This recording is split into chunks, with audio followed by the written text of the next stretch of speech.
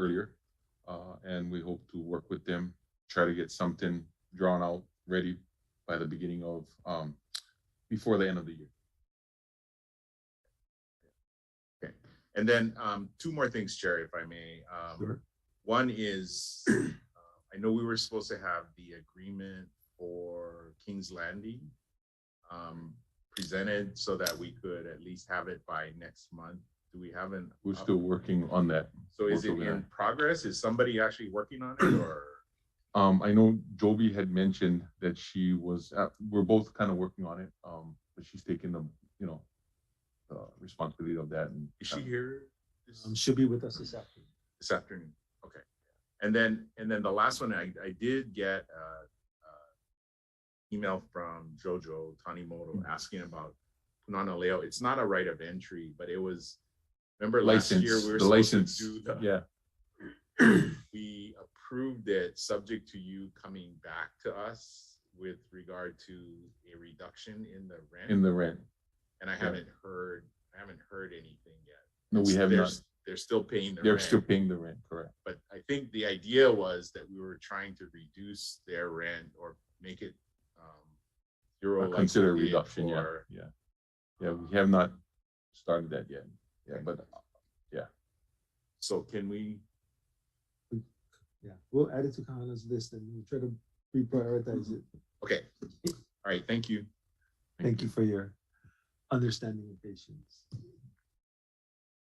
Chair, Yes. I just wanted to ask with regards to the consultant, in addition to these ROEs, will the consultant team be able to review all of our rents and whatnot associated with ROEs?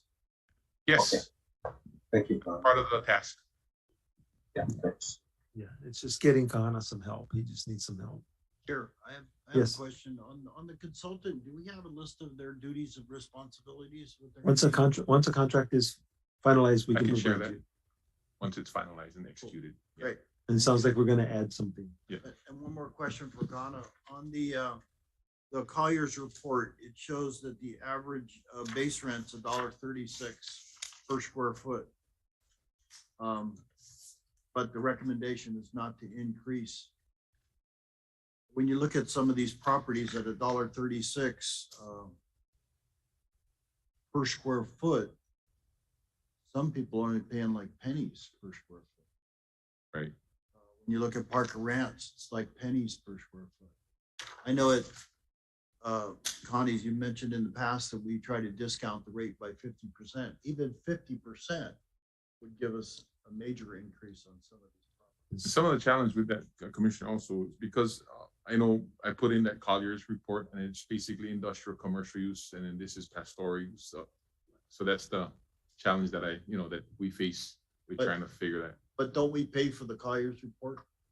No, this is Free? public. Yeah, public information. Don't want to waste money. If we No, yeah. So anybody can pull this up. But when we even look at that, even if we took 1/4 of that, we'd get close to something reasonable. So I hope that in the future we look at not looking at just discounting the rate because we're Hawaiian homes, but to look at what the property is really worth. And one other comment is when we're doing pastoral, I know we say that there's insufficient, we call it insufficient in infrastructure, yeah, which would mean probably need fencing. Well, it doesn't make any sense to put pastoral out with no fencing. So maybe we look at longer term permit leases so that they can invest in putting the fences, but put a limit on it, not a 65-year lease, but something that's reasonable so they get buyback on their fencing. So we don't end up with undulants, kahiki nui, so on and so forth. Look at that in the future as we should. Thank you. Thank you, Chair. Okay, thank you. There are no further questions? Yes. One more for Kahana, Yep. Chair. Yeah, so I was just curious on the status on the fencing. How much more with the Kohala Center? Willie?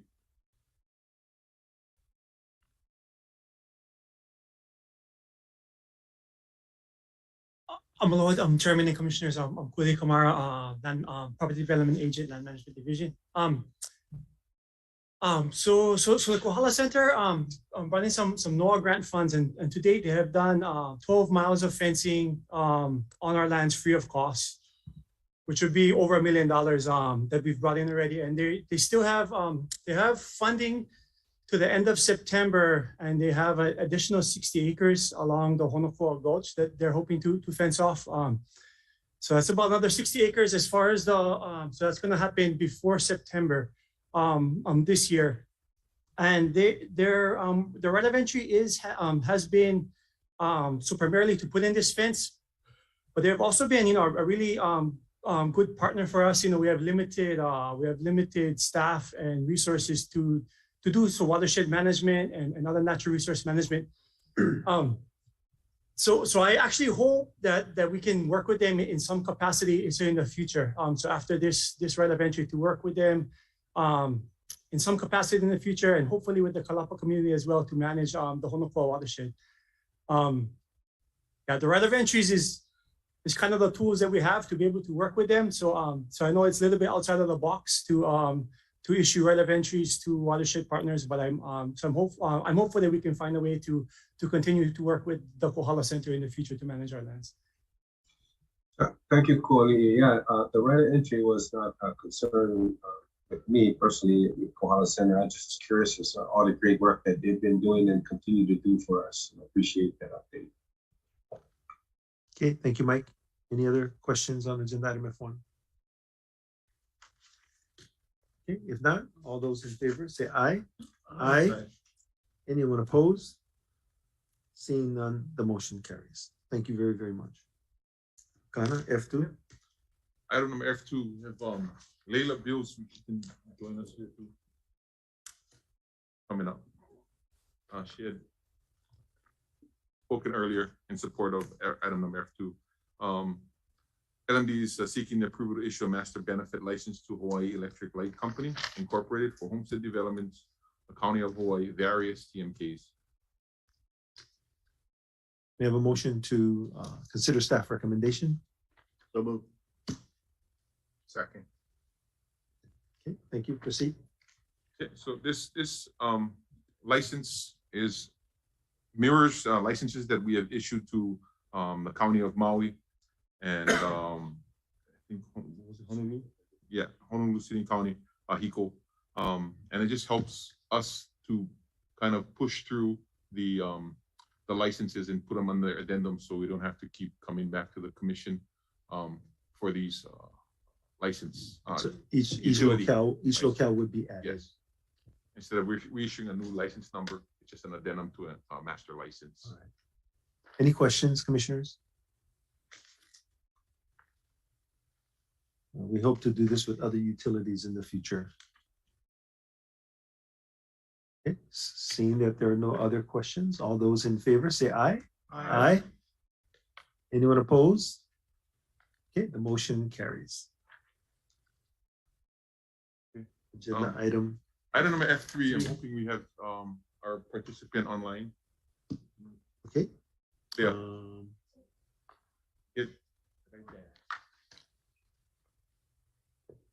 You can let them in. Anyway, I'll start off.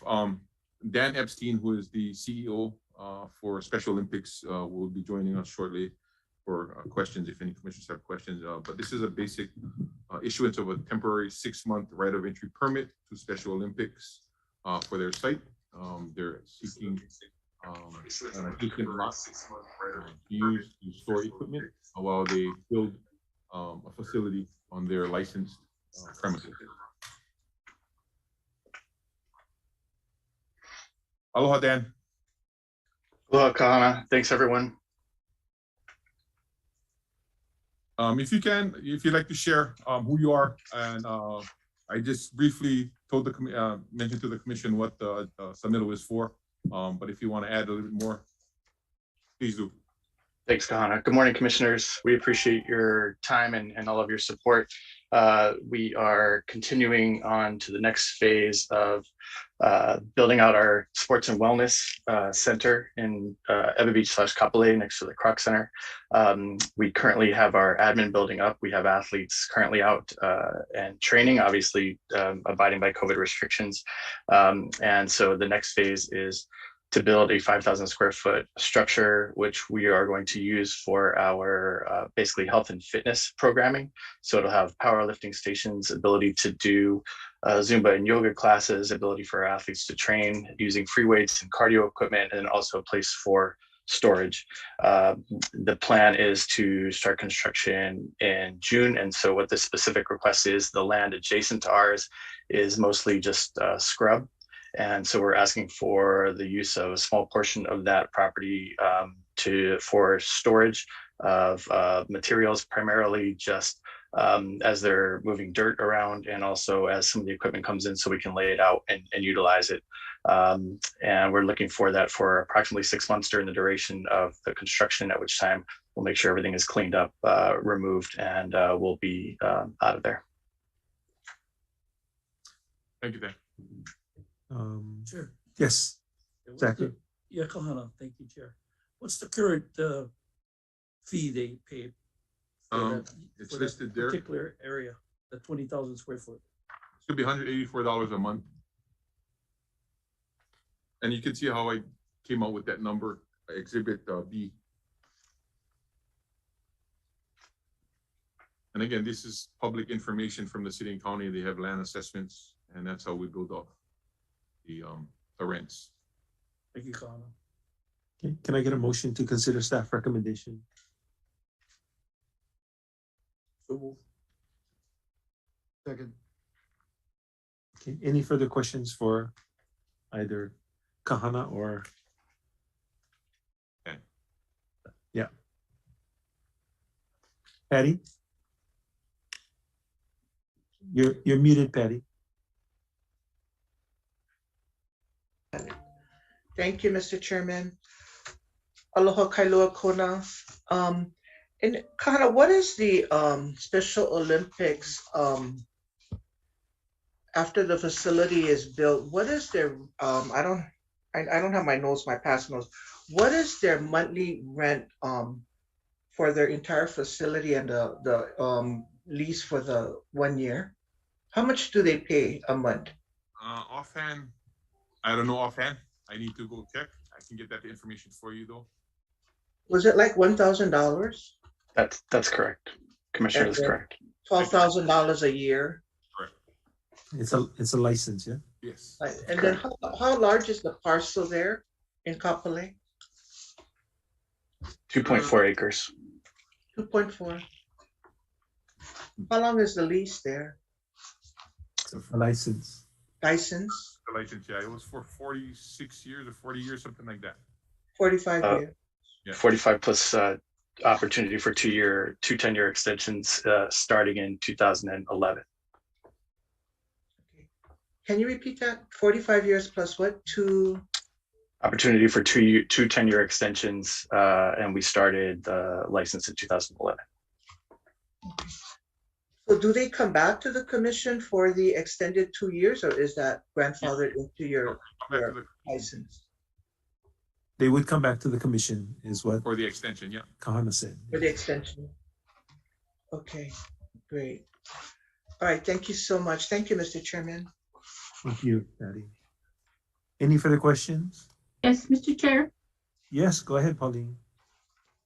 I didn't catch the CEO's name, but could I get your name again, please? Sure, Dan Epstein, EPSTEIN. Oh, okay. Thank you, Mr. Epstein. I am very much in support of Special Olympics, and I'm glad you need to come for permission from us.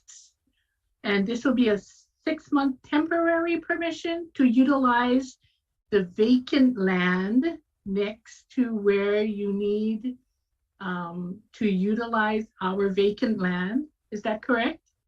To store the equipment?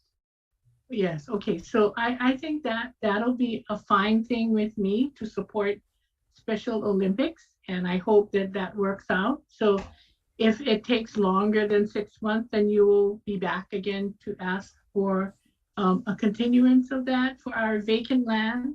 Oh, okay. Thank you very much. I'm in Thank you. support. Thank you, Pauline.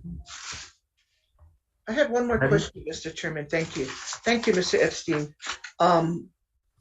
When Special Olympics is completed and built, is this facility just for Special Olympics or for other kids? Mainly, I'm speaking on the west side, West Night Coast, for other kids that have ADA problems or problems in school, literally. Will they be able to engage and also use the facility, in health and welfare and all of these things that you're going to be offering on the West Oahu Plain? Yeah, that's a great question. Thanks, Commissioner. So obviously, first and foremost, we're trying to reach out to individuals with intellectual disabilities, as there are literally thousands of underserved individuals with intellectual disabilities here, and especially making sure that we do serve the entire island. But obviously, the west side is a big focus as far as accessibility to the process. We do have plans in place to make sure that we are also community centered, whether it's through volunteerism or whether it's bringing in, especially we have a program called Unified. So that is where we're bringing in partners for all of our athletes, whether it's school-based or adult-based, because we do reach athletes as young as 2 years old now, and we are starting actually what we call a young athlete program out here as well for our 2 to 5 year olds, and that would also be inclusive, would be eligible for anybody that would want to participate, as long as we obviously include our athletes with intellectual disabilities in that as well. So we are looking for inclusive opportunities for the whole community. Obviously, our primary focus is to make sure that we're reaching out to our athletes, but we are looking for opportunities in many ways to include the entire community. Okay, great. Thank you. And I do support your effort and program. And, I think it's a wonderful location, encompass West Oahu. And the spread, the need is out there, for such a program like that. And I know you agree that, it's possible. The last question is, will you also, this may be an off the wall question, but I'm going to ask it. Is the program open to youths with drug addiction or programs like that? Are you folks going to be looking at something like that in the future? Honestly, Commissioner, that's probably not a path we would go down. It's not really our specialty. We really don't have the background or the training for that. And as I mentioned before, there are still literally thousands of individuals we haven't yet reached with intellectual disabilities that we're still trying to reach. So I think that's our major focus first, but obviously the inclusionary piece is critical to that. I don't think we have the background or the training to do what you've just asked at this point. Okay. All right. Thank you. That's fair enough. All right. Thank you. Thank you, Mr. Chair. Thank you, Patty. Any other questions? All those in favor of approving agenda item F3, please say aye. Aye. Aye. Anyone opposed? Seeing none, that motion carries. Thank you. Agenda item F4. Thank you all. Last agenda item number F4, LMD is seeking the approval to issue a temporary right of entry permit to Kohala Hawaiian Homelands Association in Waiahinu Island of Hawaii, TMK noted there. We also have two gentlemen who join me. I have Jeffrey Keiko, who's the president of the Kohala Hawaiian Homelands Association, and we have his colleague Paul Makuakane. Okay, hold on. Can I have a motion to consider staff recommendation? Second. Okay, go ahead. Okay, so that LMD is seeking the approval of the issuance of a right of entry permit for the purpose of establishing the Waiahinu Ahupua'a Agricultural Project Program to educate our Kohala Hawaiian Homelands members and beneficiaries on creating a garden to grow kalo, uala, ulena, maya, and other crops for subsistence farming. These two gentlemen have worked diligently in seeking this approval. They have identified a site. You guys will see it in your exhibits, and they can share their kuleana. Aloha, my name is Jeffrey Kekoa from Ka'u. I just want to thank everyone that can be here today. We came over this project back in, I guess, 2012. And It was just that where we live, there's limited access to fresh fruits and vegetables.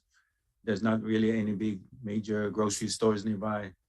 Like where I live, Kohala, you have to travel like 26 miles to the nearest grocery stores.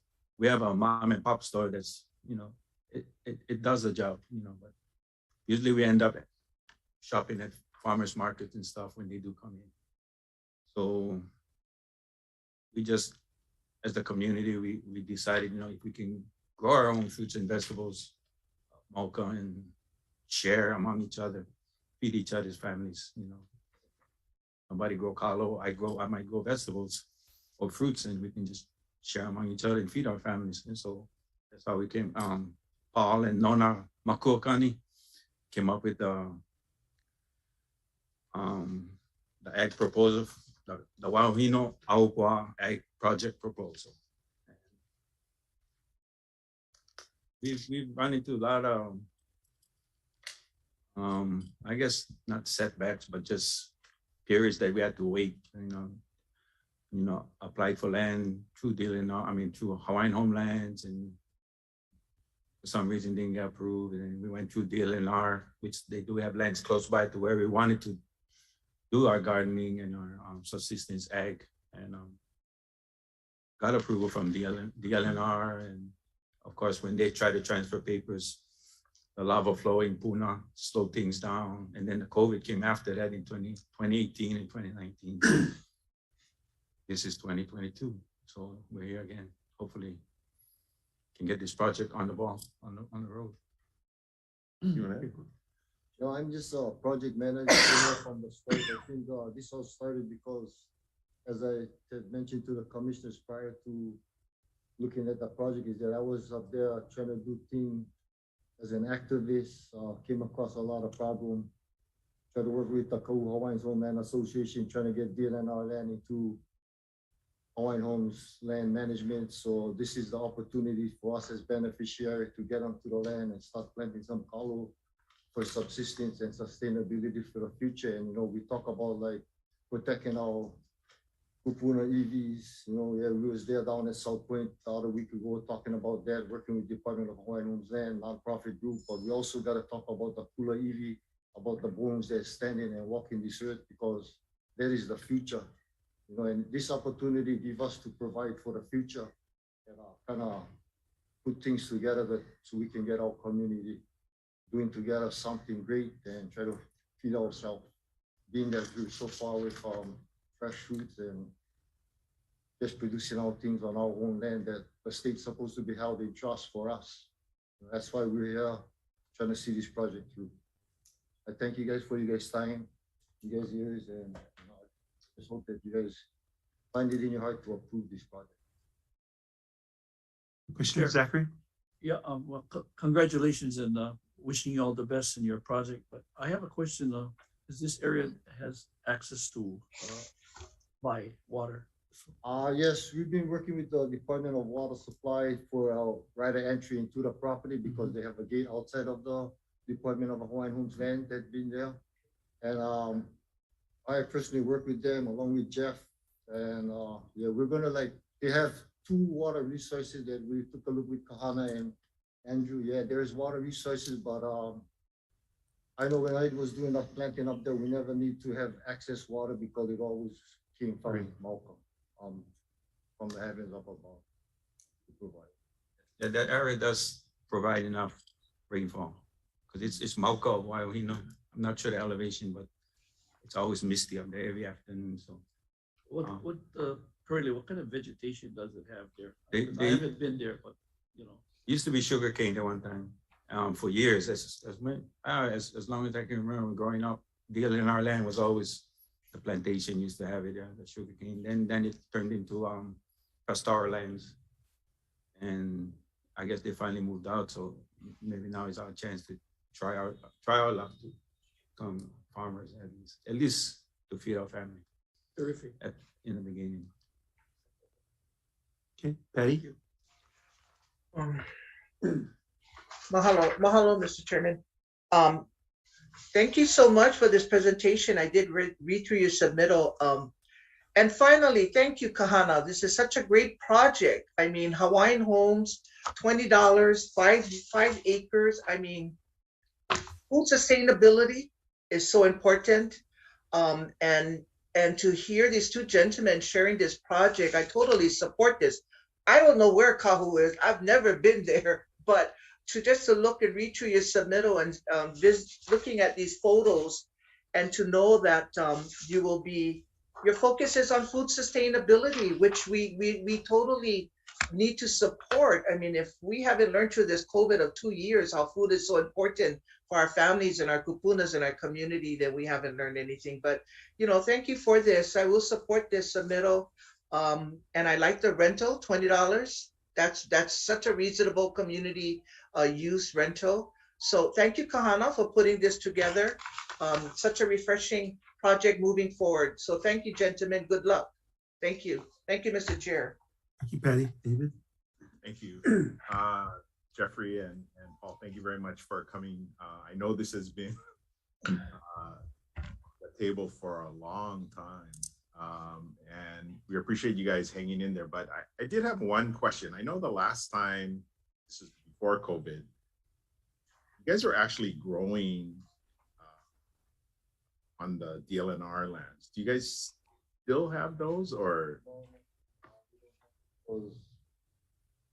We just wasn't authorized to do that. And we went deeper than that. So yeah, we had enforcement that came there do the thing, but I respected them because I know when I was there, I couldn't do like anything to be charged as a criminal. So kind of kept my nose clean from there. I just want to move things forward for big Native Hawaiians that have been suffering from 1920 up until now. And this program has been all that stuff. So how much work is it going to take to get this 5 acres ready to plant? You guys have equipment to do that, or? Personally, I got some equipment that I'm going to like volunteer up there, but we're looking at the community and like holding a membership because we haven't really met with our member and collaborate like what we want to do and how we're going to do it. So we have like a membership drive hopefully in June, and by that time we can like start put plans together and then get started. Very good. Thank you very much. Just to add real quick so the commissioners are aware, these are lands that we just acquired to the Ka'u lands up on the top of the Mauka near Ha'au Springs. And that was in the making, but we finally got acquired. We finally acquired it, got the deed and everything. So, and we're moving forward with these guys. So is it in, what's the current state? Is it all overgrown? Old, yeah. Overgrown, heavily vegetated. Yeah. I do want to acknowledge Andrew sitting in the back there quietly. Yeah. He worked really hard with and was frustrated with DLNR many times to get the land transferred over to us. Thank you. Yes. Yeah, I'd just like to say, gentlemen, thank you for the proposal. Typical Hawaiians, you don't give us land, we go find some land. I'm glad we're doing this. I think $20 is too much. But I appreciate what you're doing is trying to get our young people out there to understand that food sustainability is important. Through the pandemic, we all felt it. We're doing the same thing in Anahola. We're trying to get all of our young people out to grow taro, a lot of things that we need for our families. So the more of these situations we have on all of our islands can get us more sustainable. So I appreciate your efforts and reaching out to that community, get those young Hawaiians, get them out there, give them a pick and shovel, tell them how hard it is, but we wish you the best. Thank you very much. Yeah. Thank you, Dennis. Mike? Thank you, Chair. No, I want to just also just to say thank you, Kahana, for all this efforts, and also to Paul and Jeffrey for coming out.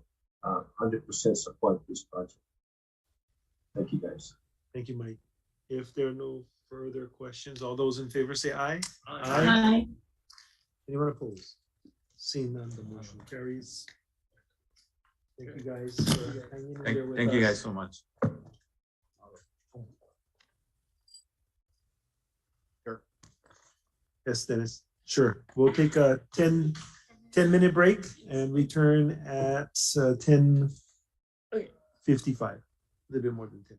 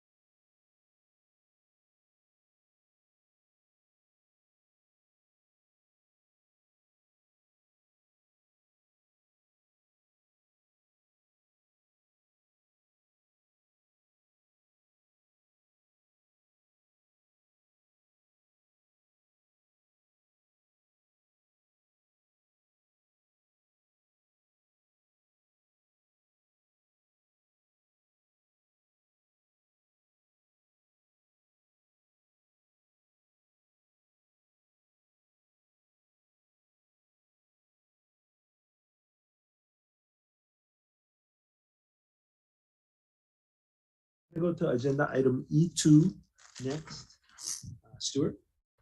Okay, aloha commissioners, Mr. Chair, good morning, everyone. Item E2 is an update on Hawaiian Homeland's rental housing in the villages of Laiopua. I have the developer, Doug Bigley, in the audience who I'd like to invite to the table.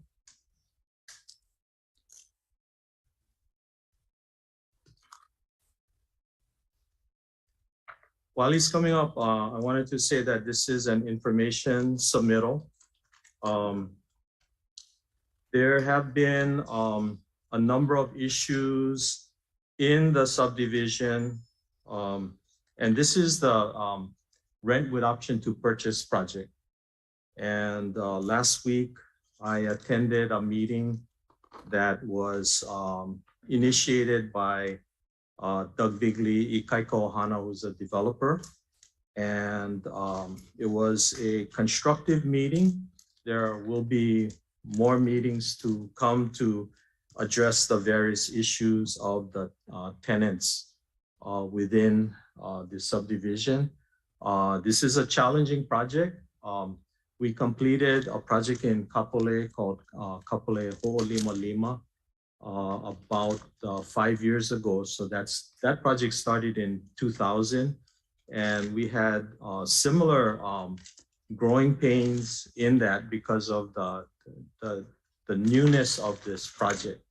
And so we're trying to learn from those experiences and then kind of keep the communication open and moving forward with Ikai Kohana. And I really praise Doug and his team for getting out there to address the issues directly on with the tenants there.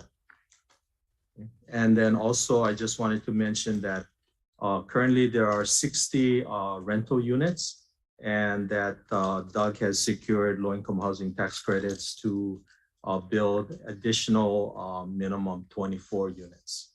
And so with that, appreciate any questions you may have. All right, commissioners. Before we go into questions, hey, Doug, could you just give us a brief, explanation of why you get into rent with option to purchase programs? Why we get into that program? Yes. Well, it's a good question. In retrospect, no, it's really not necessarily why we necessarily get into it. It's why the reason is why you necessarily get into it to some extent, right? And there's two things that happen with this kind of process we do. We do a program with HHFDC that's really it's a rental project. And many years ago, your group was probably one of the forerunners in leveraging that program to reach kind of an income level that under some of the other programs you could not reach. So it really is, the program is really designed, again, as a rental program. But years ago, I would say you're one of the first, which is kind of unusual in this process. So, and it leverages your money, because what it does is it marries everything that you want to do with kind of this tax credit world. And then the equity piece, which is substantial, doesn't have to get paid back. So it goes away. So you're left with kind of you're left with just the debt component, which is typically manageable for people that are below 60% of area median income. What I will tell you, and what I've learned, however, is that we unleash the potential, I think, of being able to leverage people into homes, right? But and I think I wrote to some of you who have been writing me that home ownership is a burden. It's really tough. And we're learning. I went out and had this meeting. It ended up being about 3.5 hours long. And we are gonna get to know each other, because there's a lot of things about this particular program and how these programs work together that I don't even understand fully, because it's not done that much. I think you've only done a few, in a handful in You've only done one? Just one. Oh, okay. You're the second. Maybe I should have known that. But the bottom line is it can work well, but we're all going to have to work a little harder to make it work well, you know, and especially for the individuals that are in kind of that 30 to 40% bucket. And I say this to people, and I don't want to maybe drone on really long, but when you're in that 30 to 40% bracket, right? Everybody says, well, 30% of your income should go to housing. You know, they don't want to let over 30%, but that's really not true. The lower down the scale you go, you don't have any excess resources. You know, if you have something that happens to your roof or anything like that, they just don't have the resources to kind of fix it, right? So that's kind of the something that we're going to have to be attentive to, if you will. And so I think there's a lot of really good things about the program, but there's a lot of things we're going to, and Stuart, the one thing I appreciate is he's dedicated even in his busy schedule to a substantial amount of time to kind of figure out how this program can move forward. And it's helpful for me to be able to be iterative with you. And there's others that aren't comfortable with this yet. So I know you guys get a lot of information, and I appreciate that, but we're going to have to probably fix it. Most of that burden will come back ultimately on us because it's our program, right? And we're executing it through you guys. So we're going to just have to kind of stay on it. I think, like I said, the meeting we had turned into like a 3.5 hour, which you guys might be used to perhaps, but this turned into a 3.5 hour, you know, sit and you guys use the term talk story, I think is what you use. And this was a long novel. It was maybe talk novel might have been the appropriate terminology, but I think we walked away. It was kind of funny. We had a few kind of tense moments, but I think that's when we're communicating in some ways, because I can't feel their emotion in what they have to deal with every day. I was trying to explain this to Stuart, is that sometimes when they write a letter about a broken light or even water to a certain extent, that's not where the letter ends. There's something more behind the letter.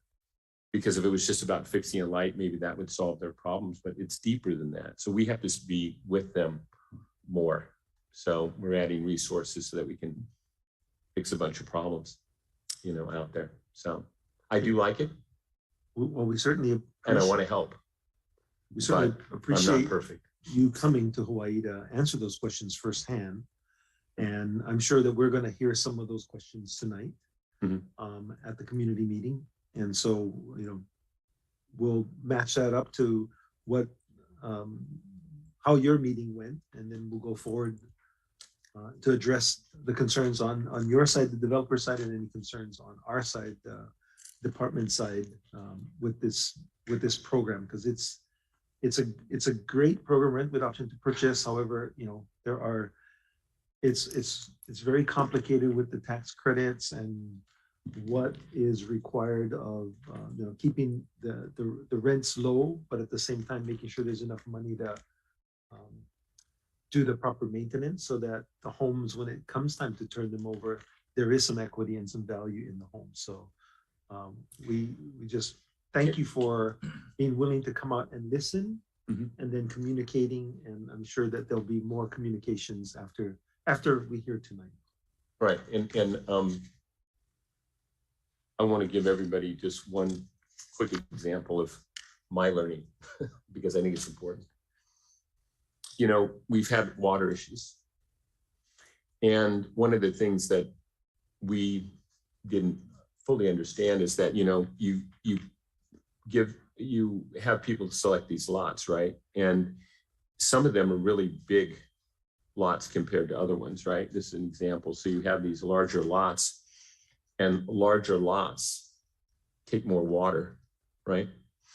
And so it's really interesting because you want to have a large lot, and yet if you're not prepared for it, that water's running, you know, it's disproportionately, the burden is disproportionately put on some tenants versus others because the water is running to the guy who's maintaining the sign in the really what I would call common areas, but it's on his land. That's what we have to balance, because we're going to have to figure out better ways. And Stuart gave me a couple of suggestions as to how to maybe do easements and strip that stuff out, because it's not in parity, right? You have some people just that are just really, you know, and I want them to water to keep the neighborhood nice. I don't want people just saying, I'm going to shut off the water and then everything dies and it doesn't, we can't keep the neighborhood up. So we've got to kind of get to that equilibrium. But when you look at this stuff on a map, you know, because of the COVID and all that, I'm looking at these things and it's all looking pretty flat to me. You know what I'm saying? You don't really realize what you just did to that person that's in that unit. They're going, well, and then when you look at their unit, you go, oh yeah, that is a problem that we're going to have to fix, because even the day I leave, they're not going to be able to sustain that lot at certain income levels. So I've got to figure it out between now and when we kind of turn it over. So there's just a lot of these really nuances that we're going to be tackling, hopefully in the near future, that we're going to get there. And I asked for their patience. Most of them seem more than willing to step up. I mean, a good fair amount of the community was they were asking me, like, what do we have to do to help you kind of get to where you want to go? You know what I'm trying to say? So it was kind of a mutual, oh yeah, moment, I think, from kind of all of us. And the last thing I'll say is, your program is so complicated for us. You're the DHHL program, right? Coming from the outside, there's a lot of nuances to it, right? My program is super complicated, right? And then we have a knee-jerk reaction because, you know, when you bring in some management from the outside, we say, well, I gave them all the paperwork. And I'm thinking, yeah, like what, 4 binders? And you said, you know, like they should know. Like, it's hard for me to kind of get through that stuff. So I don't know how, without us kind of walking them through a lot of it or pointing to the pages they have to read, how they're ever going to understand it all. You know what I'm saying? So it's not going to be that quick. So I think if we're responsive and we show action, then I think they're going to help us. It's just, we have to be more proactive about getting out there. So anyway, for what it's worth. Commissioners, any questions? Go ahead, David. So did we get to a fix on the water? Because once the bills started going out, I got just a tremendous amount of emails, and a lot of commissioners got email. We can't afford it. And so when you look at our presentation today, you know, it says the rents are based on current income limits and utility allowances. So I think people have that in their head that whatever the rent is kind of includes that, or there's going to be a little bit more.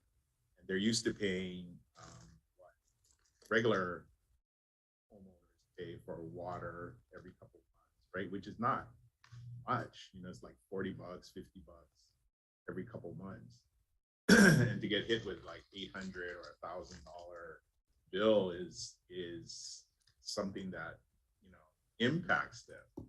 And if they don't pay it, then they're in default of their lease or rent to own documents. They can get kicked out, and then where do they go? Then we're back at, you know, square one with them. So I appreciate you coming out. I appreciate you talking to the beneficiaries. I'm just trying to figure out, do we have a fix for it? Okay.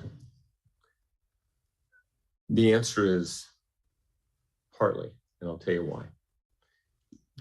There's no full fix, right? So what we've done, and what I did immediately when I heard the problems were happening, is we paid all the bills. Now, when you look at a utility allowance for water, I put a letter out to everybody. That's about $43, you know, a month, right? For the utility allowance piece, but that is not what will maintain this property. Nor is it 1,000. Okay, it's someplace in between, because the first wave was, there were a number of people that were on what they call this, you know, getting the established, you know, getting the landscaping established. It was turned over to us early, and we took care of that. Okay, so we just paid the bills, because as what I was stating earlier is that the group that I'm dealing with, a percentage of the group I'm dealing with, cannot wait. So we just said, look, let's just pay everything. I don't really care what it is, just pay the bill, right? But then it didn't solve everything, because what happens is there's gonna be a number of fixes. Number one is, we're gonna have to go out in the common areas. We're gonna have to fix the landscaping, end of story, and it's gonna take a while. So in those cases, I probably have to continue to to pay the water bills for the people. And I'm having our people now sit and talk to them and say, where are you? Because some people are really good at it out there. I got to tell you, we're going to leverage off them because they know growing things. They're good at it. I mean, I had that's the one good area about the whole thing is because I had a lot of people coming up and you need to do this. I can do this. We can help each other to get it right. So I'm going to have to leverage their own personal resources. But we're also going to have to continue to pay some of these water bills because they're going to be high. Then you have the other group of that what they've never understood, right? Because what they'll do is they turned off they just said, I can't afford the water, so I'm turning everything off. And they did, but then they hand watered everything, and that's kind of going from the shower to a bath, so he said, I don't understand. I still have this high water bill. And they're honest about it. They said, I just kept watering because I can't let everything die. So it's going to be dialed. We're going to have to continue to pay for a while until I can get the team in there to fix it. That's number one. So the people that have high water bills, we told them that. Number two is we're going to have to rework the landscape. And number three is we're going to have to give good information regarding conservation, right? I mean, we all have, I was trying to explain to them is at my house, and I won't belabor you with this, but I always tell my wife that I really admire the coffee machine because it gets more water than I do when I shower. I complained to her, I said, hon, I don't even have to use the towels because there's no water hit me through the entire shower. And she says, great, because then we don't have to wash the towels either. So anyway, she's got us, kind of locked down at home, and then my son, we got that tankless water heater. So he'll go lay in the bath and let it run for 3 hours, right? He's loving it. Anyway, there's a lot to conservation, right? But they don't know that, right? So it's going to be, we're going to have to continue to pay some water bills. We're going to have to rework their landscaping. We're going to have to leverage their resources and their knowledge about the area. And then we're going to have to work on, we're going to have to work on this conservation. So we're going to have to do those 4 things, but I'm saying it's not going to be overnight. And if you get a letter and you get it to me, I'm just going to step up because that's what I have to do. Because the one thing I told them is I don't know about this home buyership yet. I don't know about homeownership. That's a DHL thing, and I admire that. I think that's a great thing. But the first thing is I got to get them fed. I got to get food. I got to make sure they have their lights on. I got to make sure they have their water. I start there for me because that's what I'm used to, right? I'm renting houses, right? And then I'll get to that. I want them to get into homes. But to some of them, I'm saying, we're not even, you're not there yet. Let's get you stable, and food and things like that are just so necessary right now. But I'm committed to it. I told Stuart I'm committed to it. Yeah, and I appreciate what you've done to step up to get the water bills. I did see that, and I appreciate that on behalf of the beneficiaries, that you guys kind of took the bull by the horns for the water bill. So, and I'm sure there will be more problems that pop up. There will. Sure, but there will. That was the one that kind of just set everybody off. Yeah. So I appreciate it, and it'll be interesting to listen tonight to people, to the beneficiaries, to see how much understanding they have, what's going to happen. So yeah, I'm going to comment to that one more time, and I don't want to take a lot of time, but when we don't take immediate action, you see, what I've learned, I've done some of these. I worked with the community in Nanakuli. We did that. I'm working with some seed and land now in another situation, over on Maui. And the one thing I've learned is it was a confidence issue first, right? I mean, they lost some confidence, right? So if they knew, if we take immediate action, they're going to gain some confidence, and then we're going to have better dialogue. So I think that's where we're at right now, to be, fair, honest with you. I think that's where we're at. Great. Thanks, sir. Any other questions?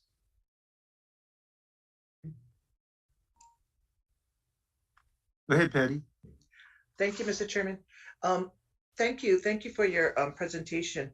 And I hunch back with you on conservation education, especially when it comes to our water resources. And the question that I had, you mentioned landscape a lot, and so are you folks the ones that put in the landscaping for the homes there? We had a sub contractor, we have a contractor, right? We do the development. I have a contractor that does it in a sub that did that. And the landscaping in general was a challenge because with the COVID and deliveries and stuff like that, the person we had before basically gave their plans to somebody else. And so we started kind of behind on that. So it's kind of a cornucopia of issues out there. But I think I have the people out there, I think, that live there that are going to help me fix it. You know what I mean? There's a tremendous amount of knowledge, local knowledge about what they need to be doing. And they're pretty comfortable with it, I think, for lack of a better term. So there you go. Maybe the landscaping suggestion can be where we can use native Hawaiian plants to take less water and use that around the areas. As far as conservation of water, that would work. On just a suggestion. We did some of that, but one of the things that was kind of getting us, throwing us a little bit is you have that, what is it, the koa wood, or is that what we're calling that? It's a really invasive plant out there. Now pucca. Now pucca is, yeah. Yeah, it's really invasive out there, and that's going to be a kind of an ongoing challenge. So we try to put some, ground cover and stuff like this. I mean, I can tell you, we didn't, it was clumsy, but I promise you that in time we're not going to have the same discussion. They're going to help me fix that one, I think, because I've seen some beautiful stuff out there already that people just said, they basically said, frick that. This is what works, and it looks great, and here's my concern too, though, is that if I don't get the water, all this stuff right, is that I've seen we've done some of these communities before. And one of the things I'm trying to do is separate kind of some of the backyards from the front yards too, and be more responsive on the front yards. So I can keep, all that common area up, right? Because we can't I saw some areas were just completely dead, right? And so we're going to work. I'm going to put my shoulder behind that, and I'm going to work with this community. And I think we're going to get out of this morass. Thank you. Thank you. Just question is for Stuart. Stuart, is this the second project of rent-to-own projects besides the Kapolei? We had the whole Lima project. So that was the first pilot program that went through in Oahu. So is this the second rent-to-own project that DHHL has moved forward on? Commissioner, that is correct. So the first project was Kapolei Ho Lima, and it's really a rent with option to purchase. So it's an affordable rental with a 15-year option to purchase. And so it needs to be in rental for the first 15 years. And then at the end of 15 years, the tenants can then purchase the units, and hopefully they'll all be financially qualified. And so we had a really good success rate at Ho'olima after the 15 years. There was only one tenant who opted not to purchase. Instead, he went to purchase a Kanihili home. So the program really works. It does have a lot of growing pains. I mean, I think we went through about 6-7 years of really trying to get everything on track with the development, with the affordable rentals, the rents, various construction issues, but we worked through that. So hopeful for this one. I did see the last project through its completion. I'm not sure that I'm gonna make it this time, but we'll do everything we can now to set the stage for the department to transition the houses into home ownership. Yeah, and I understand the pain that went through the Kapolei Ho Lima project. We don't have to get into that. I did hear some ups and downs, but it went through perfectly well at the end of the project. So that's good to hear. So is Mark's Development still the overseer of that project in Kapolei? So at the turn of the purchase of the houses, then that took Mark Development out of the picture. Okay. Yeah. All right. Thank you very much. Thank you for the highlights. Thank you, Mr. Chair. Thank you, Patty. Any other questions? Chair, I have a question for you. Yes. So the program 30, 40, and 60% AMI rental. But do I read the submittal right? Only the 60% AMI units are subject to that option after the 15 years, or is it all the All of the units? units, yes. Okay. Got it. Thank you. Yeah. Thank you did you want to close? No, I thank the commissioners for the support, and we'll continue to work with developer on communication and addressing the various issues. So thank you. Thank you. Thanks, everybody. This was my first time in front of this group, and I just appreciate your time, because I've been remiss in not seeing all of you. But like I said before, for me, it's a good group. Ultimately, it's really going to be a good group, and it's hard for me to break into sometimes this. I've told Stuart I don't come off sometimes when I first get out there. They say, well, you're not from here, and I go, yeah, can't do much about that. However, so we always kind of start there. But I really want to leave you with, I'm committed to the group, and I think they're committed to us. So I do think it's going to get better. So thank you very much. Thank you very much. Thank you. I see Sarah and Calbert. You want to let them in? Okay. All right. Thank you. Item E1, again, for information only, is an update on West Hawaii projects. I have the LDD team standing by to provide presentation of their portions of the project. I want to start off with the villages of La'iopua and really, segue into the rent with option to purchase project. So the total project is for 163 lots. And if I can get the PowerPoint up there, it would be E1. It's on the under submittals.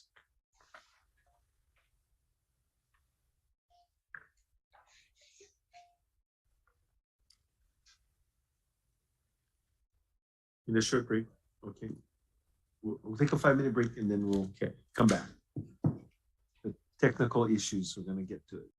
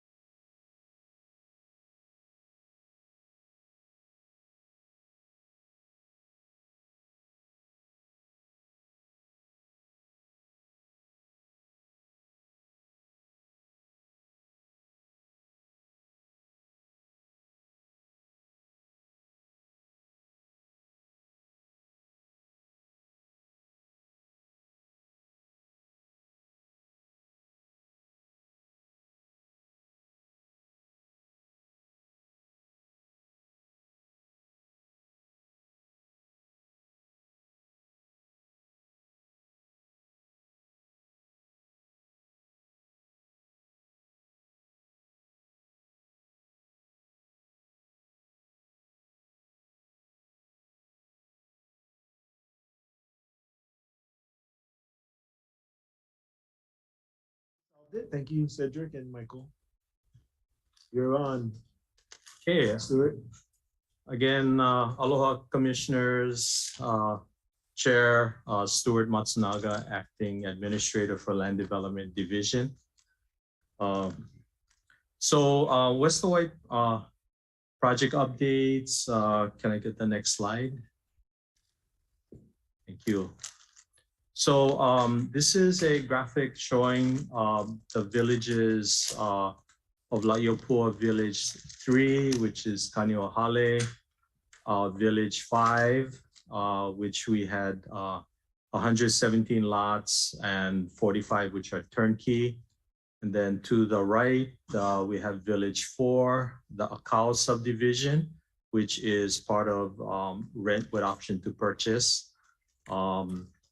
And then Village 4, Hema, 125 lots are starting construction on the site right now. Next, please.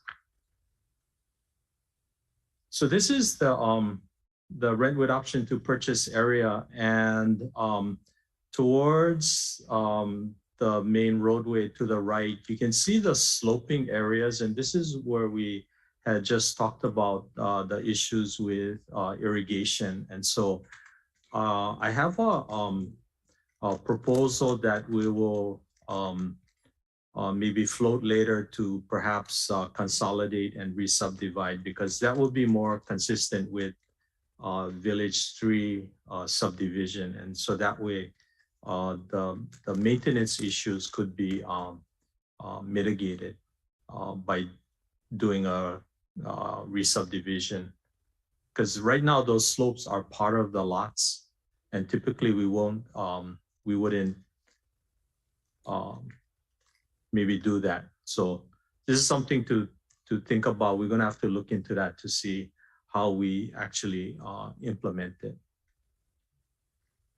And towards the upper part would be the new area where 24 new rental homes would be constructed, and Doug is working on the construction contract for that area.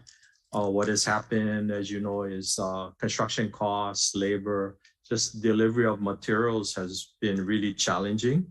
And so this one might take a little bit longer. So next slide, please. So this is the Akau subdivision, a view of the ocean. So this is like a really, I guess, desirable location. Okay, next slide. This is a view from the Hema subdivision, which is starting construction, and again, to the right would be the rent with option to purchase houses. Our next subdivision is the Villages of La'iopua Phase 2 Hema. And at this point, I'm gonna ask Sarah to join us to provide the discussion on the next few slides. Hi. For La'iopua Village 4 Subdivision Phase 2 Hema, we have 125 residential lots. The scope is infrastructure, which includes lot grading and construction of road and utilities. The funding is $2,789,304 in USDA grant funds, obligated specifically for water, sewer, and stormwater improvements. And there's also up to $12.2 million in legislative appropriation to fund infrastructure construction. The schedule, we advertised for bids in November of 2020. Bid opening occurred in March of 2021, and the low bid was from NAN Inc. at $13,887,249. For construction start, we did have a blessing ceremony on March 23rd of this year, and we gave notice to proceed on March 27th for them to start putting up a dust fence in preparation for construction. However, actual construction start is pending the reapproval of the plans and issuance of grading permit. The Completion time for construction for NAM's contract would then be 426 calendar days. On the next slide, we have some pictures of the blessing ceremony held on March 23rd of 2022. And the Hema subdivision you can see in the picture with the Akau subdivision of the homes built. We are anticipating receipt of County of Hawaii permits by the end of this month, and then construction completion in summer of 2023. On the next slide, we have the layout of the 125 Hema lots. And this slide says that the subdivision tentative completion in fall 2023, which we will achieve if the anticipated schedule as written in the previous slide, completion will be by fall 2023. And the rent with option to purchase lots is the label for the Akau lots. On the next slide, for future Laiopua residential development, the development strategy has not yet been set, but we are looking at starting Village 2 before Village 1. So for Laiopua Village 2, we would start environmental compliance and engineering designs subject to funding, and this village would have approximately 200 lots. The same for Laiopua Village 1, we would start environmental compliance and engineering design subject to funding, and it has approximately 200 lots.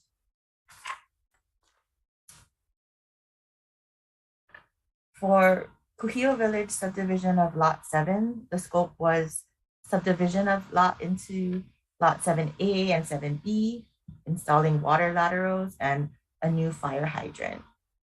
The construction cost was a low bid of $74,140 to Man Inc., and the final civil engineering cost was $45,582. For the schedule, construction took place August 3rd to 6th in 2020, and the final subdivision was recorded on June 10th, 2021, and contract and awards division to schedule lot selection. Next project for Pu'ukapu Pastoral lot subdivision of lot 22. The scope is subdivision mapping and water lateral improvements. The cost for design and subdivision is $31,964 to RM Towel, and the construction cost is $37,147 to Isemoto Contracting Company. For the schedule, advertisement for bid was on February 10th, 2022. Bid opening occurred on March 4th, 2022. And for construction, we are estimating a start in June this year with a completion time of 30 calendar days from when we give the notice to proceed. And the final subdivision will follow construction completion. That's it. Thank you. Thank you, Sarah. The next section will be presented by Calvert Yoshida. And these are the staff who actually do the work in land development division. So I'm blessed to have them in our team. Thank you. So Calvert. Aloha, Chair, Commissioners. For our Lalamila Phase 2 Increment 1 project, we went through testing of the soil, which was completed by Element Environmental. The lab results that was reviewed by Department of Health for our commercial open space and residential lots was completed with the results indicating no significant contaminants, which was good news for us. The contractor, Goodfellow Brothers, has been on hold since 2015. So we would have to negotiate with them for delay claims before we can get started again. Next slide. This project, Kawahai Road Improvements, it's for opening up second entrance to the Lalamilo Phase 1 portion. And this contract is also with Goodfellow Brothers. And we will go through the same thing of negotiating with them to get a good price on them continuing this project. Otherwise, we would have to go out and rebid the job.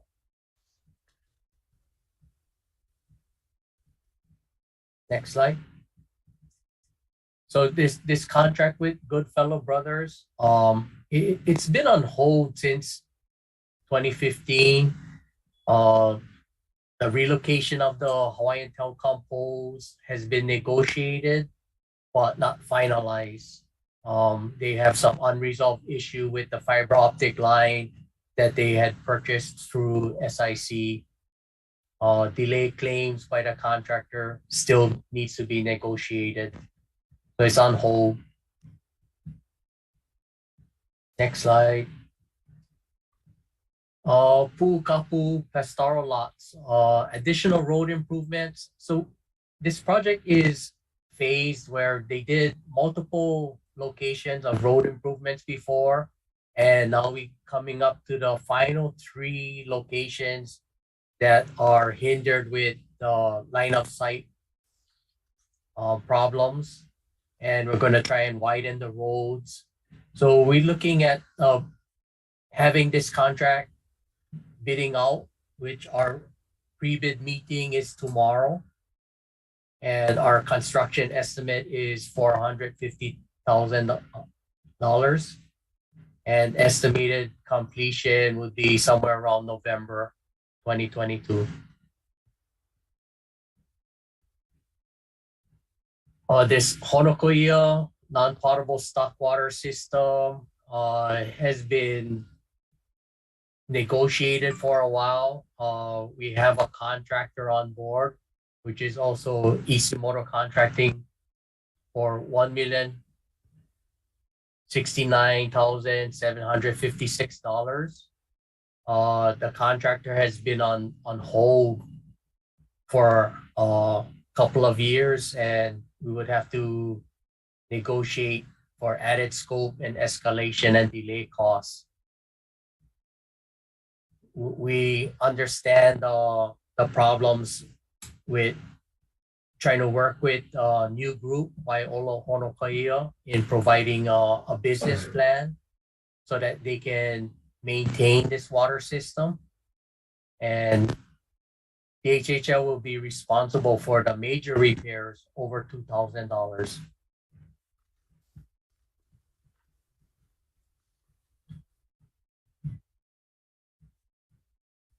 Stuart, this one is yours. I'll take that. Yeah. Okay, thank you.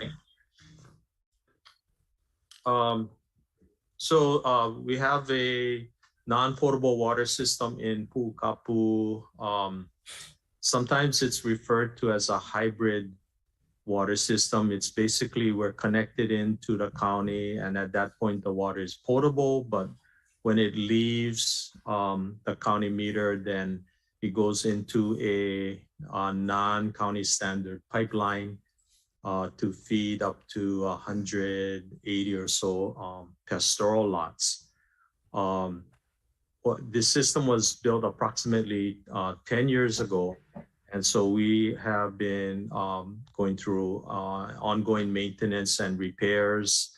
A lot of issues have been with leaking tanks. And so we're going through a process of repairing the liners in those tanks. And in some cases right here, we, with the help of the provider, Purall, a bypass tank system was put in so that we could maintain water throughout the time when the repairs were taking place. So we're going through procuring additional liners for other tanks to be more proactive rather than reactive. And another issue is trying to resolve a photovoltaic setback requirement. So we're working with County of Hawaii on that. Okay, next slide. Okay, just wanted to show you what standing inventory we have in Lalamilo. There's 2 lots that have houses on it. And so appraisals are going to be scheduled.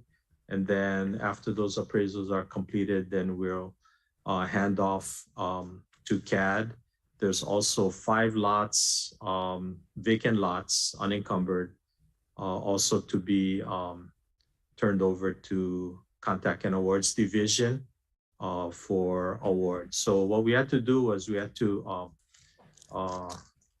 basically like certify these the aerobic treatment units that have been installed in the ground. We also had to go through the resolution on the unexploded ordnance. And so with construction support, then these lots can be built on. Next. And we also have some habitat lots in Kauai High. There are 2 lots under construction, lot 66 and 128. I believe these are all NAHASDA funded.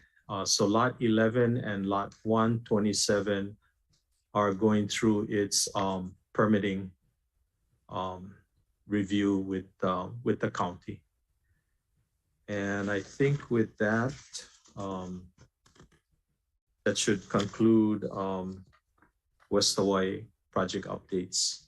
So we'll be happy to respond to any questions Commission might have. Commissioners, questions?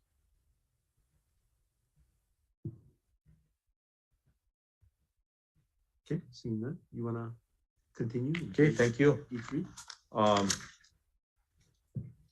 Sometimes it scares me when there's no questions, but I'll take it. Okay, so item E3, Mahalo Chair, again, Stuart Matsunaga, Acting Administrator, Land Development Division. So we're really happy to bring forward this submittal, and it could not have been done without the support and help of the planning office. And so I'd like to bring up Andrew Choi, Planning Program Manager, to the table because basically his staff wrote this. So sometimes we think of ideas, but it's a planning office who are the great writers and the minds in DHHL. Good teamwork. Okay, so this is for information only, acquisition of property from Hawaii Housing Finance and Development Corporation in Kapolei. And this is an add-on to our current Kaupea subdivision. And so HHFTC was in the process of putting out an RFP to develop it on their own. And so we caught wind of that, and we thought, hey, there was some discussions early on about DHHL acquiring this parcel to right next to our Kaupea subdivision. And so we started some discussions with them to see what the appetite was. And so this is a great opportunity, and it fits right into our Oahu Island plan. And Andrew can speak probably better to that. And so we wanted to bring this to the commission. We would go through the discussion with the commission first, and then circle back to look at negotiating sometime in the very near future.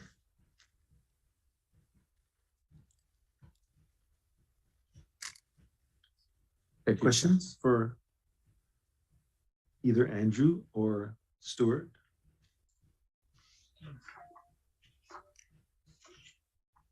Andrew, did you want to go through that the only picture, or is there more? Okay. It was a very short presentation, just a location map and just a picture of the current existing conditions of the site. The site is, as Stuart mentioned, right next to our existing Kaupea homestead area. It's right next to existing infrastructure. It's very flat. It has really good potential for providing opportunities for those on the wait list. So between Kaupea and Kapolei High School. Correct. Chair, I have a question. So go ahead, Russell, and then Patty. So you explained how we became aware of this because we got wind of HHFDC was going to do something with the property, or I guess the question is, should we have known before that? And are there other opportunities like this one that are in the wings that we just aren't tracking or aren't following right now? Let me take a stab at that question. It's amazing what discussion in the newspaper about the legislature giving us money, because now we have all kinds of entities coming and offering to sell land to us right now. This one, I think, the timing was just right in that HHFDC saw the potential for Hawaiian Homes to do something on that parcel rather than they go through with their RFP, because then that parcel would have been subdivided and then those lots would have been sold because it's not ceded land. So this is the first one that came forward, which makes complete sense to us, which is why we're bringing it as an informational item to the commission.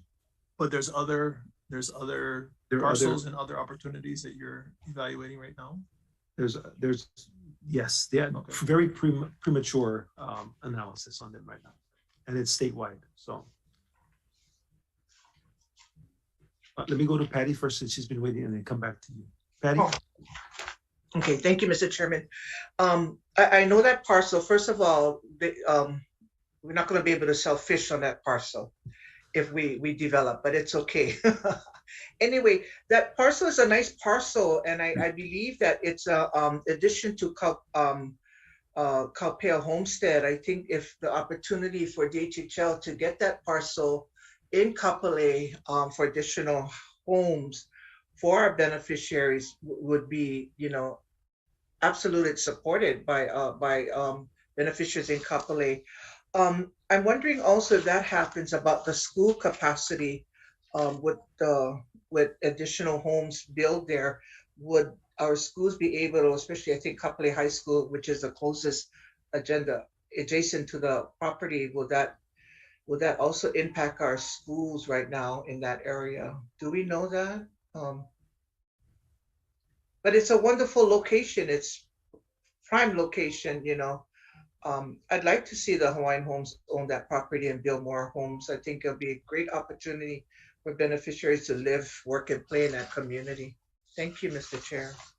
Patty, I'll just answer what I know.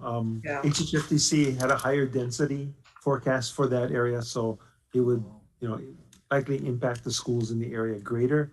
We're looking at a lower density potential development. So as we get closer, we can provide more information. Randy? Wait, I'm not finished. Wait, one more, sorry, Randy.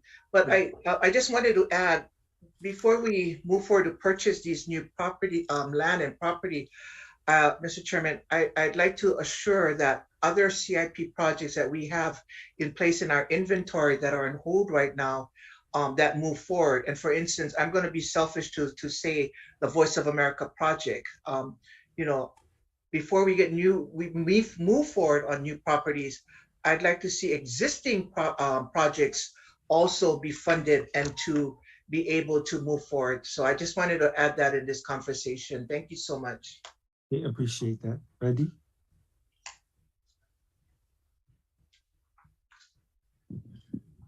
Yeah, Thank so you, Randy. what Patty just mentioned is what I was going to speak to, because it's my current understanding that the $600 million that we currently have, all of the various projects, all of the projects that are in various stages of development, if we take that 600 million, we can complete upwards of approximately 3,000 homes. Is that correct? Approximately, yes. So my concern is, in considering offers that are coming to us because we have this money, what is the impact to those homes that we can deliver to our beneficiaries? What is the takeaway from that bottom line? So that's the concern I have, and wanting to strike the right balance between acquisition of new lands, but not taking away from actually putting people into homes. Thank you, Randy. And this particular case, because there's infrastructure, and the land is graded already, the development process would be shortened. As you will hear later on today, when I think Lehua, and then eventually when we get to the informational on the additional permitted interaction group that we're proposing, you'll see that we don't have the 600 million yet. The governor still needs to sign. Once the governor signs, then we have to take a look at HB 2511 as it's written. It comes with some pre-instruction on how money should be spent. Not all of it is going for the development of new lots. Some of it has to go for down payment assistance, rental assistance, and mortgage assistance. And then some of it goes to the development schedule to create inventory as quickly as possible.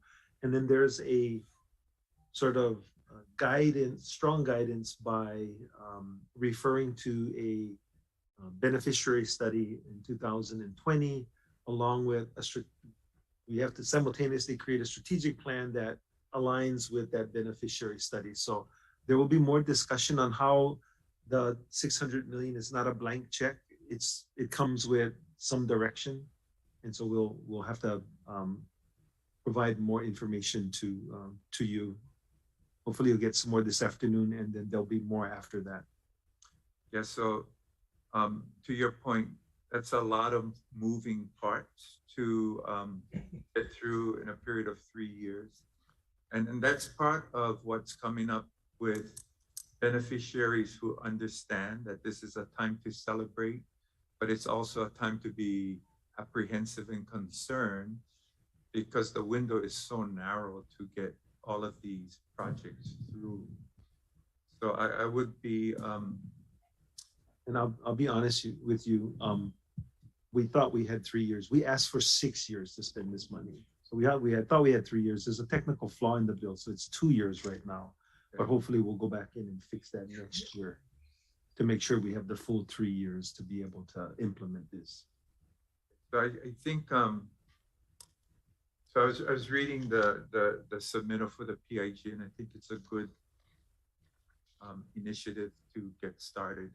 But I also think that some of our beneficiaries would like to know, to the best of the department's ability, what are some of the specifics that come with this very general statement in our public discussions? And that's it. Thank you. We're in that discussion now with staff to try to figure out how to fit A with B with C and D. And then once we have it laid out, then we'll bring it back to the commission. Thank you. Hopefully for understanding, because it is going to be a challenge. Okay. But this opportunity, I think, is one that we should seriously take into consideration because, number one, the roads are all built, the sewer is built, the electricity is there, the water is there, the sewer credits are there. It's adjacent to an existing homestead. They're fully supportive. Their board supported the HHFDC executive director being given permission to negotiate with the department. So that's helpful. So I know that parcel as well, but you probably are going to have to signalize, right, that intersection, because right now that's a dangerous. People don't even stop; they just kind of blow through there. Are you going to have to widen it as well to accommodate the turning lanes? Because right now it's just two. That is, yes, that's correct. And so one of the requirements would be to signalize that intersection that comes with the responsibilities of the acquisition. So that's gonna be additional cost, right? Or a negotiating point. Oh, okay. Got it. Thank you. Andrew. Oh, I just wanted to add to it. One of the other things, as you folks know, is one of the biggest development challenges on the island of Oahu for the department is that only 3% of our lands are on Oahu, but we have about 50% or a little bit more than 50% of the wait list on Oahu. So that's another reason why this particular acquisition was a really good opportunity for the department to strongly consider acting on.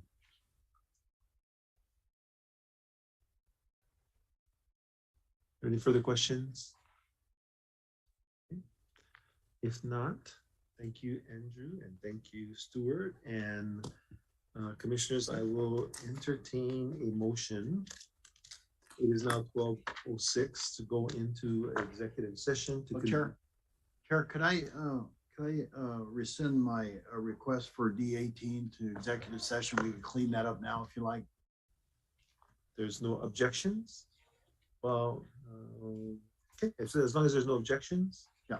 Before we go into executive session, can I have a motion to consider staff recommendation for D18? So moved. So moved. Moved and seconded. All those in favor say aye. Aye. Aye. Anyone opposed? Seeing none, the motion carries. And then, you know, Can when we I read you that long list of consent agenda items, I failed to mention D6. Right. So it's an opportunity to clean D6 up. May I have a motion to consider staff recommendation for agenda item D6? So moved. Seconded. Any question? All those in favor say aye. Aye. Seeing none, you know, Juan is there waiting, so we might as well finish D1. Go ahead, Juan. Caught me off guard there, I can Chair. see it in Well, D1 is our monthly report to the commission. If you have any questions, we can take care of that right now. I think Mike had a question earlier. Yeah, I did, Chair. Thank you. But I was just curious about a few things on, for example, the criteria for being delinquent. And Dean actually, Dean Bashir actually shared with me. So basically, it's just my understanding is if a lessee is 30 days late on their payment, then they would be and I was just curious about that and a few other things. So nothing pressing. Thank you, Dean. Want to follow up on that? Good. I will follow, yes. I believe Dean and Commissioner will be planning on meeting offline to further discuss Commissioner's questions and concerns. Yeah. And just to clarify for everybody, I was just curious as to because you look at the percentage compared to what the overall rates, and East Hawaii is the highest, and I think Maui's up there. And just curious, and understand that the department is not as strict as out in a fee simple, where if you get behind in payments, you lose your property quicker than what we tend to address, which I think is a good thing, but it does pose a lot of challenges for the department. But yeah, we'll follow up with a discussion with Dean. Thank you, Juan. Thank you, Commissioner. Again, thank you, all of you. Have an awesome rest of the day. Aloha. All right, thank you, commissioners. I will entertain a motion to go into executive session to convene in executive session pursuant to section 92-5, subsection A, subsection 4, HRS, to consult with our attorneys on questions and issues pertaining to the commission's powers, duties, privileges, immunities, and liabilities. So moved. Second. Moved and seconded. All those in favor say aye. Aye. Anyone opposed? Seeing none, the motion carries. And give us some time to clear the the room and then we'll come back in 5 minutes.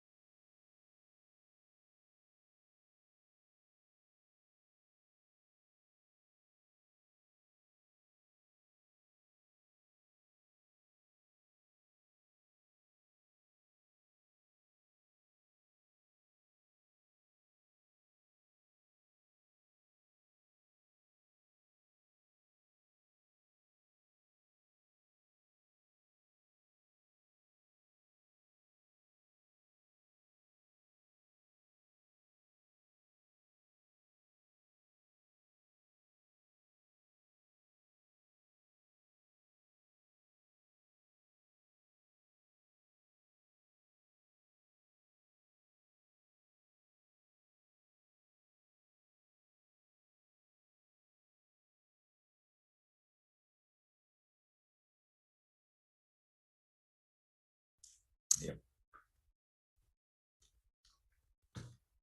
Okay, aloha commissioners. Item G2 for information only, a status update on plan implementation in the West Hawaii region.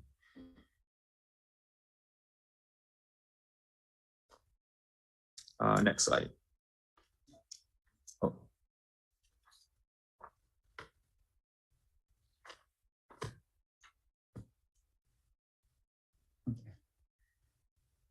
So as you folks know, the department is guided by the department's planning system led by the general plan at the top. On the second tier is our island plans, which guide how the department and how the commission formalizes its land use policy for the different islands at the island plan level. So the land use policy designates lands for particular uses like residential, agriculture, commercial use. The third tier is the regional plans that provide an opportunity for beneficiaries in different regions to articulate their priorities to the department, which helps the department plan its resources for those particular regions.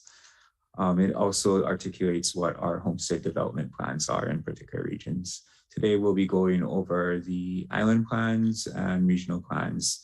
Stuart, in his presentation, covered the development plans of the department in West Hawaii. Next slide. So the Hawaii Island Plan was adopted by the Hawaiian Homes Commission in 2002. And as I mentioned earlier, it articulates what the Commission's land use policies are for all of our lands on Hawaii Island. There is about 60% of the department's lands are located on Hawaii Island, the majority of which are in Mu'ula. Next slide. In 2009, the department updated its land use plan for West Hawaii as new lands were acquired in Kealakehe. The specific land use designations and percents of lands designated in the island plan are summarized in your submittal on page 2. The one other land use amendment that has been made to the Hawaii Island Plan since 2002 is a redesignation of lands in the Waimea Nui region. It was previously general agriculture, but through the advocacy of the Homestead Association in Waimea, the lands were redesignated to community use for their use in their community project, which I'll go over in the regional plan section of this presentation. Next slide. So the area that was redesignated for community use is that Utah-shaped parcel in Pu'ukapu that is green. So that is designated for community use now. Next slide. This slide gives a quick summary of the lands in West Hawaii and what they're currently designated as. So there's about 38,000 lands in the West Hawaii region, which includes Pu'ukapu, Kuaihai, and lands in Kealakehe.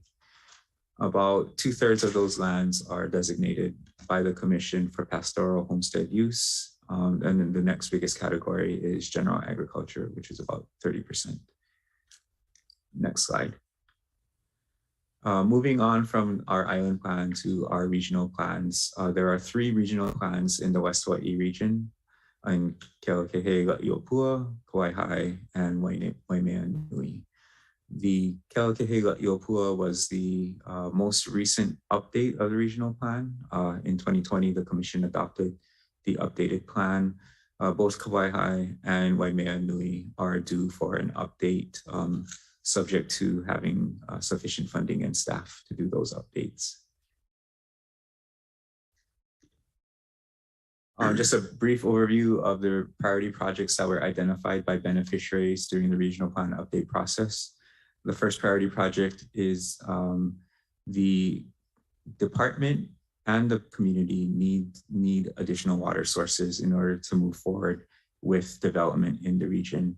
For the department, Stuart had presented their progress on initiating construction for Village 4 in Iopua. However, beyond Village 4, the department will need additional water source in order to provide more homesteading opportunities to our beneficiaries in West Hawaii. And we'll go over a little bit more about that in the next submittal item in G3. The next priority project that we heard during the regional plan update process was that beneficiaries would like opportunities for those in the GAP group, those beneficiaries that make too much to qualify for low income, but not enough to be able to afford housing in the fee simple world off of Hawaiian homelands. So they would like to see homestead opportunities for these GAP groups. The third priority project is just the Renewable Energy Initiative in Kohala. Beneficiaries articulated a desire to see renewable energy in the Kohala area. The commission at its special meeting in October considered a right of entry request from the department, from the department to a renewable energy provider next. The commission deferred action on that item pending further negotiation with the renewable energy developer for a better deal. The department is currently in talks with the renewable energy developer. The fourth priority project, beneficiaries would like to see in the future a Kona district office, as the only other district office in West Hawaii is in Waimea, which is about an hour away, and it makes it inconvenient for beneficiaries to commute there. In addition, the current district office staff is spread thin, so their opportunity to come to Kona is limited because of their kuleana in Waimea. So establishing a district office would mean hiring additional staff as well as finding an office space. And then lastly, beneficiaries would like the department in collaboration with beneficiaries in the region to look at commercial opportunities near the Kohala Harbor. That's that big red commercially designated area towards the bottom of the screen. That particular priority project has not been initiated at this time. Next slide. In the 2010 Kauai High Regional Plan, 5 priority projects were identified. The Kailapa Resource Center, which has seen great progress since the adoption of regional plan. The community has completed a meeting pavilion and playground, and they have moved forward with their preliminary improvements to the resource center on their 14-acre parcel in which they have a license from the department for. The next priority for Kauai High is to develop a water source and also look at renewable energy research and development. The department has put funding to do a feasibility study for an additional water source. That study was completed in 2015. It identified 5 alternatives, however, all of which require significant capital improvement funding. And we'll go over that more in item G3. The third item that was identified during the regional plan update was a Kauai High bypass study. During our planning work for the renewable energy project, we did communicate with DOT on what the alignment was for that bypass, as during beneficiary consultation for the renewable energy project, there was a question about what the alignment of the bypass was in relation to the proposed renewable energy project area. DOT, after we followed up with them, reported that they are no longer considering a bypass alignment through the Kauai High area in the near future. The third project was to improve marine water at Pileikana Bay.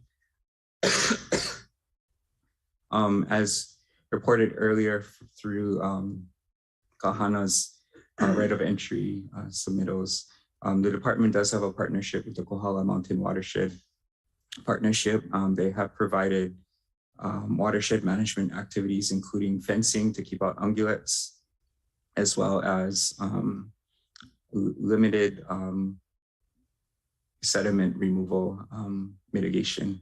We're also working with them to think of potential best strategies to reduce the goat population in the area.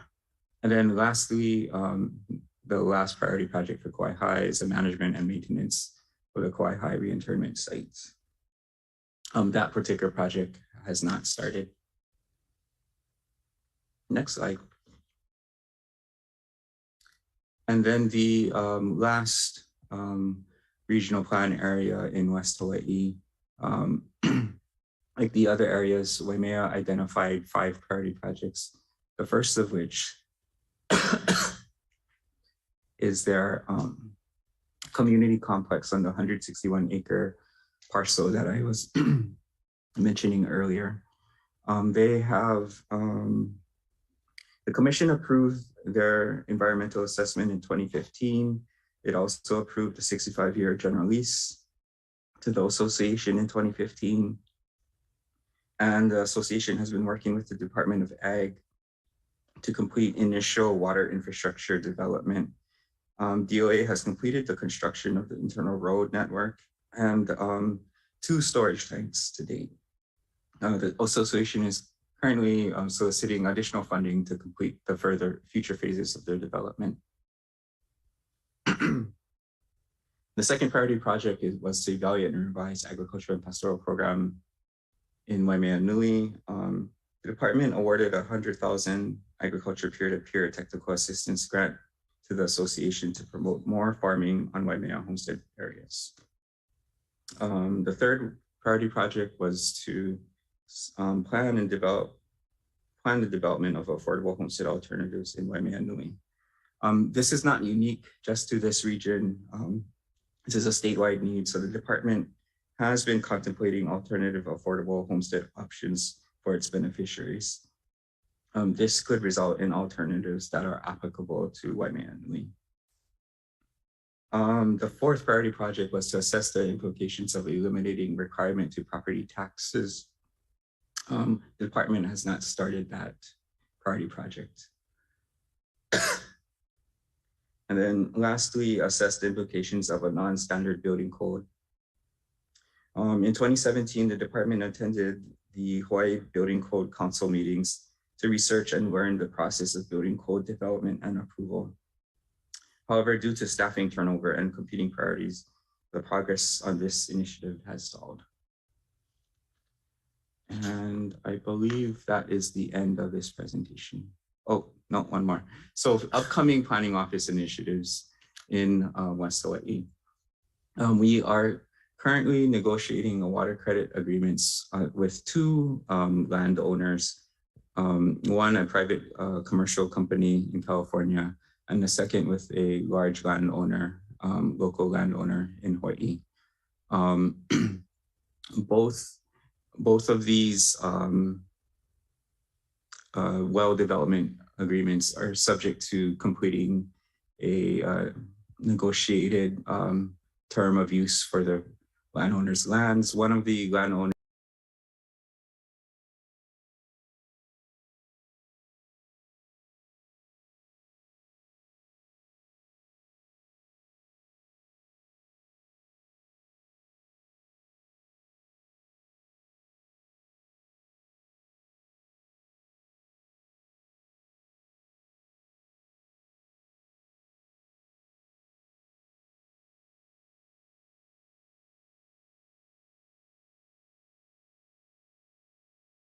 difficulty. And then the other landowner recently sent over a draft agreement to the department for its initial review, and we're currently in the process of reviewing the landowner's water development agreement. On both properties, the department has initiated an environmental assessment process, but we will not be publishing that until we reach formal agreements with those landowners. And then lastly, the last initiative that the planning office is undertaking is we've been attending since the beginning of this year, monthly meetings with the Kalapa Community Association's Water Committee to help the association vet through some of its potential water source alternatives and to communicate information as well as eventually lead to a decision on what would be the preferred alternative. But as we go along, making sure that people understand why decisions are being made based on the best available information. So we've been communicating with that community on a regular basis about their water issues, which we'll go over in a little bit more detail in item G3. Are there any questions for Andrew?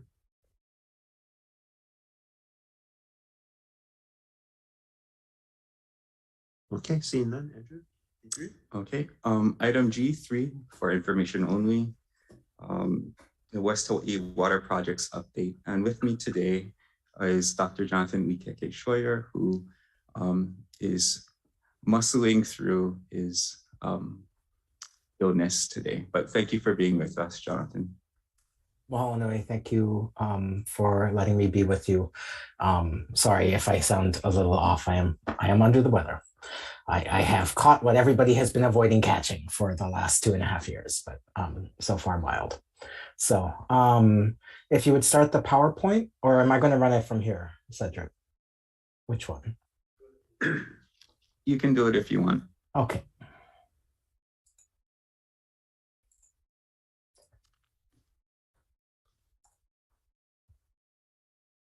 So, and I think you're looking at the wrong screen, so I'm going to switch. You should be seeing the main slide now. Is that correct? Yep. Okay, so thank you very much for this ability to share this update on West Hawaii water projects. It's actually very complementary to the last presentation, which will allow us to go quicker through some of the slides. There's 3 parts. The first part, which I will skip over, is a review of the planning regions covered, since that was so well addressed in the detailed update from Andrew. I will then review, there's really sort of 2 parts to what we are trying to do on providing VI to the Aina Ho'opulapula. First is actually to set out long-term reservations or protections of our future needs for the foreseeable future. Those are called water reservations. So I'll talk about how far we've progressed in that in West Hawaii. And then I will go over what those reservations are, and finally, what we're doing to try and turn those reservations into wet water, some of which have already been touched on by Andrew as well. Andrew already covered this, so I'm going to whip through this into the next few slides and jump ahead to slide 8. This just goes over the same planning regions and updates that Andrew just went over. So to go into future water demands. The way the department calculates future water demands is based on the land use designations that the commission approves after beneficiary consultation in each of the island plans and in the regional plans. We then apply to those county or other applicable water demand rates. So if we're in Hawaii County water system demand is typically 400 gallons per day for a single family unit. We'll allocate that. On Maui, it's 600 gallons per day in Maui County. And for certain kinds of uses, the counties don't have applicable demands or demands that we think are the best applied, for instance, for irrigated agriculture or pastoral use. And we'll apply our own calculations based on published research from the Department of Agriculture or other sources. Now, some of these demands have been calculated in a document that is part of the Hawaii Water Plan called the State Water Projects Plan. And there have been recently 2 updates to the State Water Projects Plan, one which focused only on DHGL's needs, and the planning office worked closely with the engineering division of DLNR to come up with those calculations, which were a sort of projected 20-year need. And those were approved by the Water Commission on May 16th, They then did another update for all state agencies, including looking briefly again at DHHL's needs. That was updated only last year, actually right after our last West Hawaii meeting in May of 2021. Those are partially the basis that we use for future reservation requests. The ways in which our reservation requests differ from what's in the State Water Projects Plan are primarily in two different ways. One is we do own some lands that are better suited for kalo cultivation than any other proposed use. And so there's a particular calculation based on published research that we use for that. And then also, again, the State Water Projects Plan has a 20-year focus. And our focus, of course, is in perpetuity, of maintaining this trust in perpetuity. So we don't stop at what we think will build out in 20 years. We calculate how much we will need for ultimate build out for our INA. For Hawaii Island overall, and looking at 2016, 2021, 2026, and 2031 projections, ultimately, we need a total of another 10 million gallons a day of potable uses by 2031 and almost 40 million gallons a day, not for irrigation uses of non-potable uses, a total of almost 50 million gallons a day. So we have used those numbers and our other calculations with the Water Commission to seek water reservations. Very briefly, I'm going to go over what water reservations are, what they're not, and what calculations we have. So very briefly, there's a couple parts in the State Water Code that talk about the Water Commission's duty to reserve water for the future use of the Department of Hawaiian Homelands, and particularly for homesteading uses. It is ultimately, a kapu for future use. They're supposed to make sure that they don't allocate that water or allow other parties to develop it when that water is set aside for us.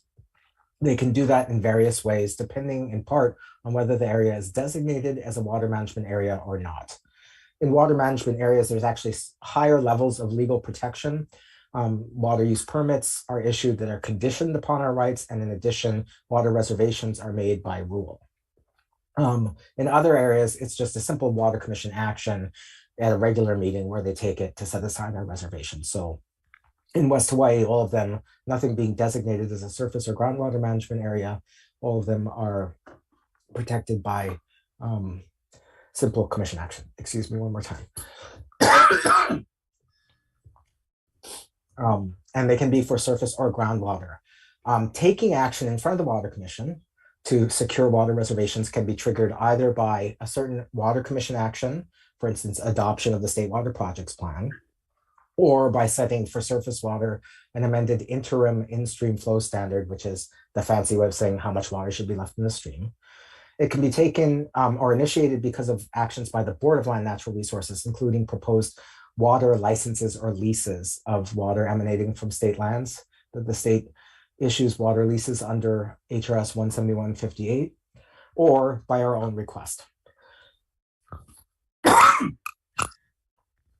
Colliers, I have not spoken this much all day. So what a water reservation is not, it's not immediate access to wet water. To develop wet water, we still need, for each particular place, a combination of working on advocacy issues with the federal, state, and county governments, capital improvement funds, designs that are approved for source, transmission, and storage, going through the environmental review process, which Andrew just mentioned. We're starting on 2 potential wells in North Kona, and then any agreements that are necessary for access and operation of those water systems with the county and other parties. So, Andrew, do you want to, sorry, just one more second, I have to cough again.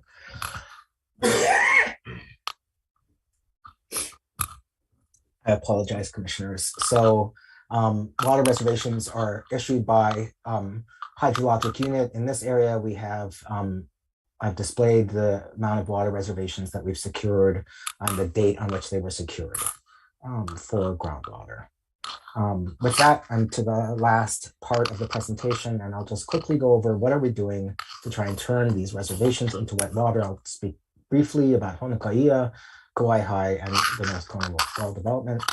In Honokaia, as perhaps you've heard in other portions of this situation, regarding the long-standing issues to try and secure water as requested and litigated by beneficiaries. There's been ongoing discussions with plaintiffs, and in particular, trying to work with plaintiffs on an appropriate business plan for development of their ability to manage the water system that is attached to the county system.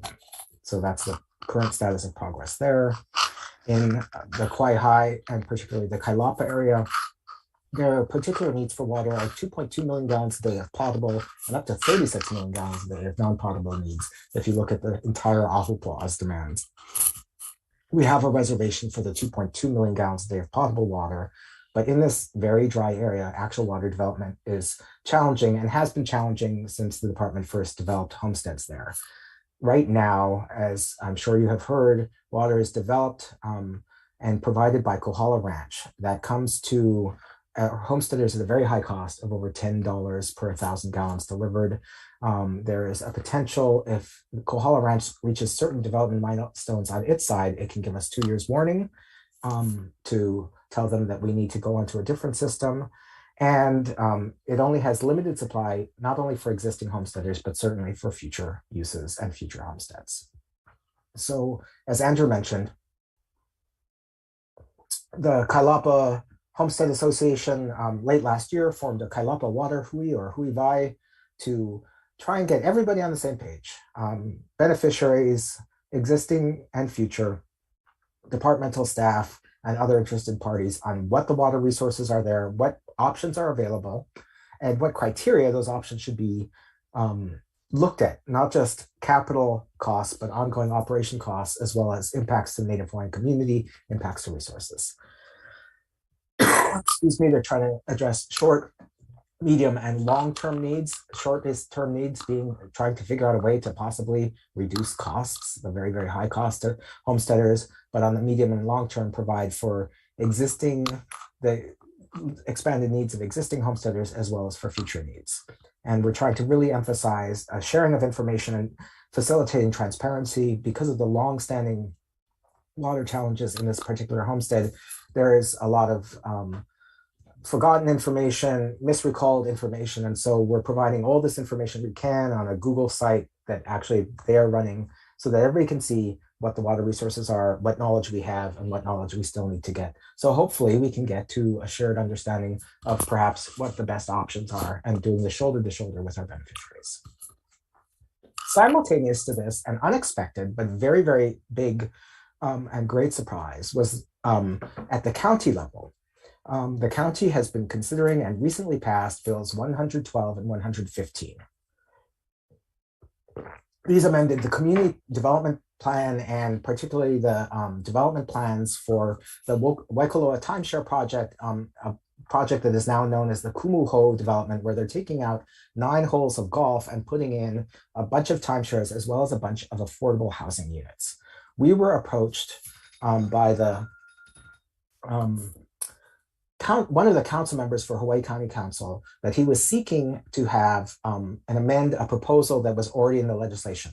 The proposal in the legislation was that 2% of the initial timeshare sales of this development would go to the Waikoloa Foundation for certain purposes, including mitigating the demands and impacts from tourists, as well as providing for affordable housing. At his request, this is Councilmember Kaneali'i Kleinfelder, we offered language where 25% of that 2%, or basically 0.5% of the sales, and we suggested resales as well, be set aside particularly for water development issues in this area, as the resort is also going to be competing for these same resources. And that language was successfully incorporated into the ordinance prior to the passage. This will amount to, in initial sales, approximately over the starting in 5 years and over the 15 years or so sales period, amount to about $12 million of capital of being available, particularly for water resource projects in South Kohala. We, as I said, provided language, and the chairperson provided testimony in front of the council for this measure. It will be 5 years at least till the first revenue is realized, but we have continued to work not just with the Kailapa homesteaders, but also with started discussions with the Waikoloa Foundation. Finally, and this Andrew has talked about recently, we've suddenly made new progress after many years of efforts on 2 potential DHHL well sites in North Kona, both of which are in areas that are very acceptable to the Department of Water Supply and also appear to have minimal impacts to coastal resources in this area. They're both in the high-level aquifer, and landowner agreements, as Andrew shared, are ongoing. In addition to that, just to bring you up to date, there's a well called the Ota well, named after the family whose land the well lies on, that's proposed for development by the Natural Energy Laboratory of Hawaii and the HHFDC. DHHL, when the well construction permit went to the Water Commission, asked that our reservations be respected and turned into wet water by our sister agency, and MOA was signed to that effect. The MOA will provide some water credits for our lands in La'iopua. That well is not yet approved by the Water Commission, but we understand that efforts to bring that water development before the Water Commission should happen before the end of the year. With that, I will stop talking and stop screen sharing, and we can answer any questions. Mahalo nui, and thank you for your patience with me as I coughed. Okay, thank you, Jonathan. Open for questions, commissioners. That was a lot of information.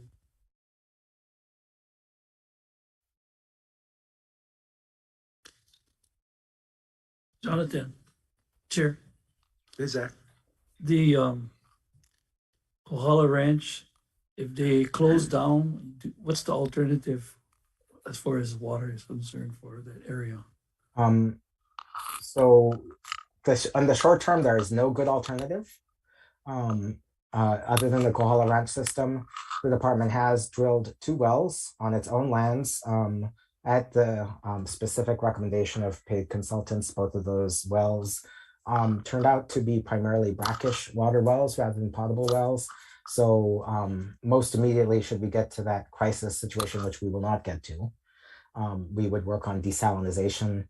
That remains an option that we are exploring for potential use. But there's also a series of other options which range from trying to tie into partially developed wells elsewhere in the area that other developers have pursued but not completed, seeking water from the Kahena ditch on the above our lands that takes water emanating from state lands, but currently only delivers water to private ranches, as well as a number of other possibilities. So what we're trying to do now is to make sure that we have an alternate source in place so that we actually move off the Kohala Ranch system long before that's ever an eventuality. So in this area, how far is county water availability in this area? Is it pretty far or not accessible?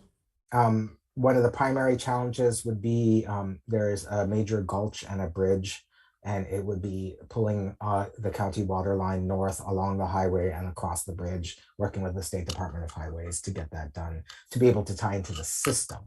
That doesn't necessarily mean that they have sufficient source available. Thank you. Okay, thank you, Zach. Other commissioners, questions? Mr. Chair, I have a question for Andrew. Go ahead, Pauline. Andrew, is there, given the Red Hill water situation, are we planning, where is she? Oh, are we planning on having some kind of strategy for that, considering that water is such a big issue for us as part of our plan?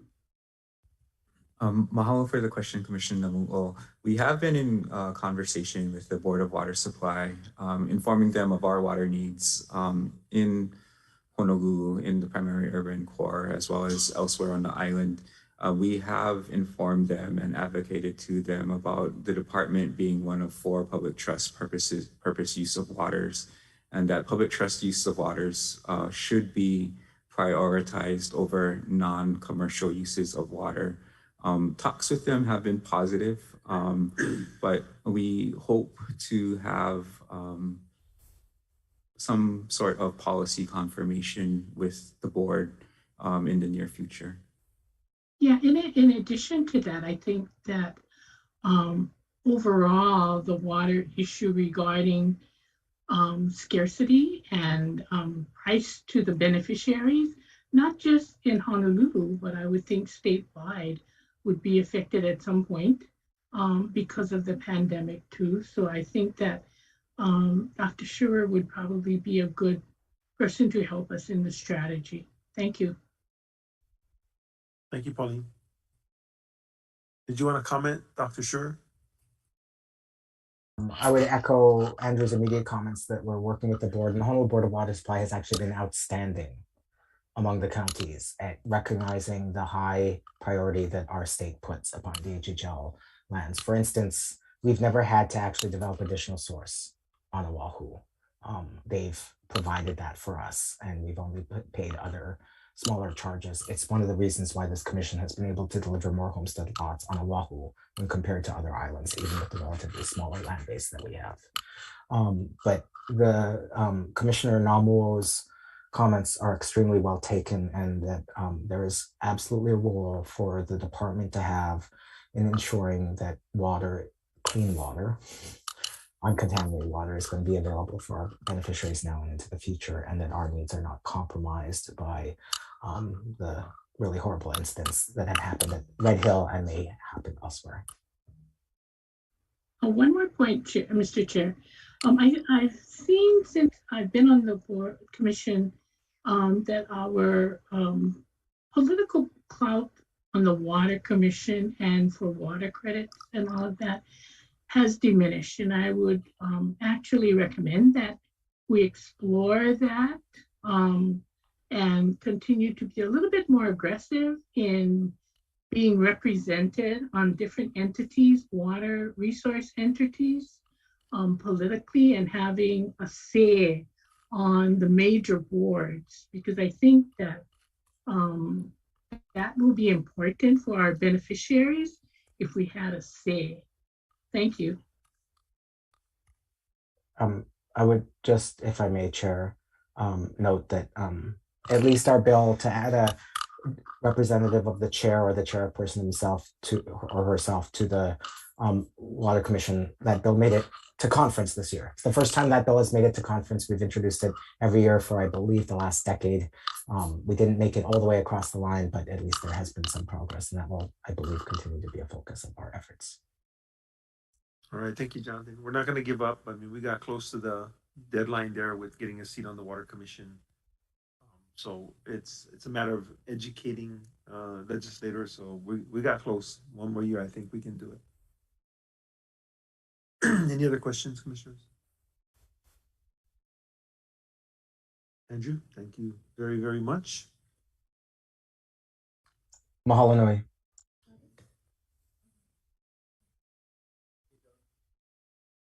Okay, next we'll go to item C1. And hear from Lehua, who is in Seattle at a conference, but coming into us right now. Aloha, Lehua. Aloha, Chairman and Commissioners. Mahalo for accommodating, taking this item later to allow for other meetings that were going on in Seattle. This is just an informational submittal to just go over the legislative session. The first bill that's highlighted in the submittal is the $600 million funding that the department is receiving, House Bill 2511 HD2 SD2 CD1. I included a copy of the bill. I attached it to the submittal because I thought it was important that the commission at least see the actual language in the bill that passed the legislature.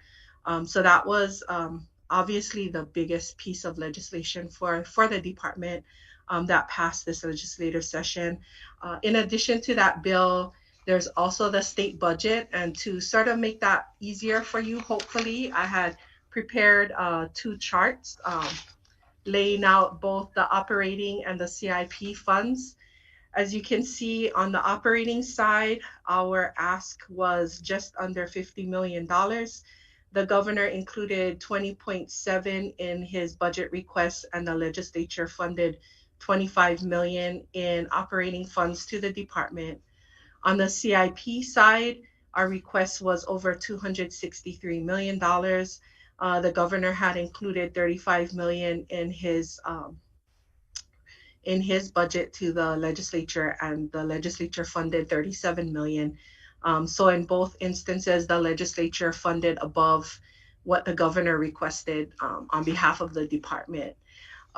So the other items I just wanted to mention, besides these issues that are laid out in the explanation, is that in the CIP, there was specific funds. It was specifically itemized that $3 million would be for Pulehunui improvements and infrastructure, and $9 million for Leali'i Parkway and highway improvements. And then separate from DHHL's budget, the legislature appropriated $41.5 million as a cash infusion for the rental housing revolving fund for redevelopment at 820 Eisenberg Street. So just wanted you to be aware of that. Finally, in terms of our legislative proposals, the commission had approved 10 legislative proposals. Of those 10 legislative proposals, 5 were included in the administration's legislative package, and 1 of the 5 legislative proposals were enacted into law. That's Senate Bill 879, SD1, HD2, CD1, and that requires the counties to maintain infrastructure within 60 days and under specified conditions as part of any housing development for DHHL. This legislation, as you folks know, is aimed at reducing our R&M costs that we face every year. And so with this legislation, hopefully the counties can take on that kuleana, especially when we have infrastructure that is either tied into the county or adjacent to the county. There were other legislation that was similar to our legislative proposals, but were introduced by others. And I just wanted to highlight 2 that became law. I do believe Auntie Kanani spoke to a couple of these, but House Bill 2195 appropriates $5 million for the cesspool compliance pilot grant project. Again, through our advocacy efforts, we were able to amend the bill to include lessees on Hawaiian homelands. So we just wanted to be sure that our lessees were included in this pilot grant project that's being proposed. Secondly is House Bill 2171. I know it's far short from what this commission wanted in terms of law enforcement authority on Hawaiian homelands, but we feel it at least is a step. And this bill was proposed by the administration.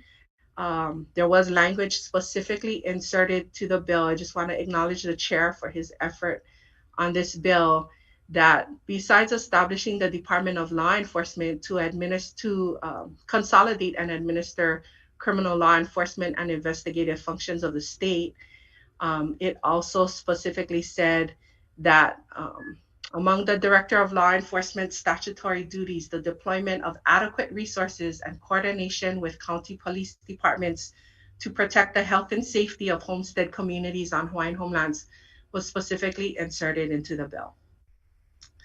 Other DHHL related measures that I just wanted to mention, again, I know a couple of these came up earlier, was House Bill 1179, or that GORS pilot program. As Chairman explained earlier to Auntie Kanani, this was not a proposal that was brought by the department. This was brought by a legislator. And so we will have to continue to work with the legislature to see what how the pilot program would work and how it would be implemented. I think DHHL continually testified that our concern is that any type of harvesting of gorse does not exacerbate some of the removal or spread of gorse that's occurring on our lands. House Bill 2288 was introduced by, again, another legislator, and this one would allow DHHL to negotiate the transfer of certain land that the University of Hawaii has near Kapiolani Community College, and to look about entering into negotiations to transfer that land. Another bill that was introduced by a legislator would exclude from any wait list. This bill actually does amend the Hawaiian Homes Commission Act, and it would exclude from any waiting list maintained by DHHL, any lessee or successor who sells or transfers their lease on a tract of Hawaiian homelands for personal gain. DHHL continued to testify throughout the session about our concern about this bill because it does amend the Hawaiian Homes Commission Act. And we did do a study that is available on our website that shows that those who actually do this is a very small number. So we're actually legislating for a very small number, and it could have consequences for many more of our beneficiaries. So continuing to express, at least from the department, some concerns with this piece of legislation. So we'll see if the governor does decide to sign this bill into law. Senate Bill 3195 finally allows for geothermal investigation and exploration on Hawaiian homelands. So that was the additional bill. Finally, there was a concurrent resolution that was enacted into law, SCR 46, that would request DHHL to conduct a feasibility study on the creation of an enforcement division for DHHL. So that resolution did get enacted by the legislature. So with that, that sort of gives the highlights of the main pieces of legislation. Obviously, there are a number of other measures that DHHL tracks as a state agency. There are some provisions related to, for example, sunshine law and those types of that will also affect the department, which we continue to monitor and inform. But these were the major pieces pertaining to Hawaiian homelands that we wanted to inform the commission about. So with that, mahalo. Questions for Lehua? Just a comment, Chair. Thank you, Chair. On Senate Bill 2623, I don't think that this does amend the act because the waiting list, at least as far as it pertains to the waiting list is not part of the act. So to the extent that it affects the waiting list, and the waiting list, my understanding, is a creature of our own creation, the department or the commission's creation. So I haven't seen this bill, and maybe somebody can send it to me. This is the first time I'm reading it, but I'd be very interested to see what it says, and then I would be interested to see if the governor signs it. I can definitely send the bill to the commission. I'll send it to Leah, and she can forward along to everyone the link to the bill, but it does amend sections 208 and 209 of the Hawaiian Homes Commission Act. Okay. If you could follow up, Lehua, thank you. And then there's that $10 million that was added to our operating budget by the legislature, and it's not real clear what its purpose is. So we've heard anecdotally what it might be. We're following up with the Money Committee Chair to get more information on what that 10 million was designated for. So I just want to add that to the list. Are there any questions? Mike? Yeah, sure. Thank you. First, I just want to comment that this legislative session was very, very positive and favorable for the department. With all the different appropriations, the school pilot program, I think is a great pilot program. We have lots of cesspools and the like in East Hawaii. I want to ask about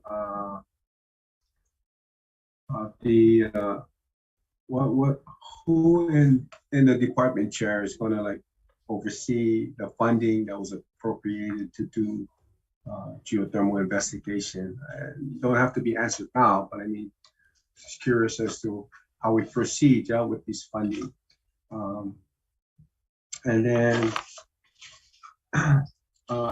Chair, you mentioned that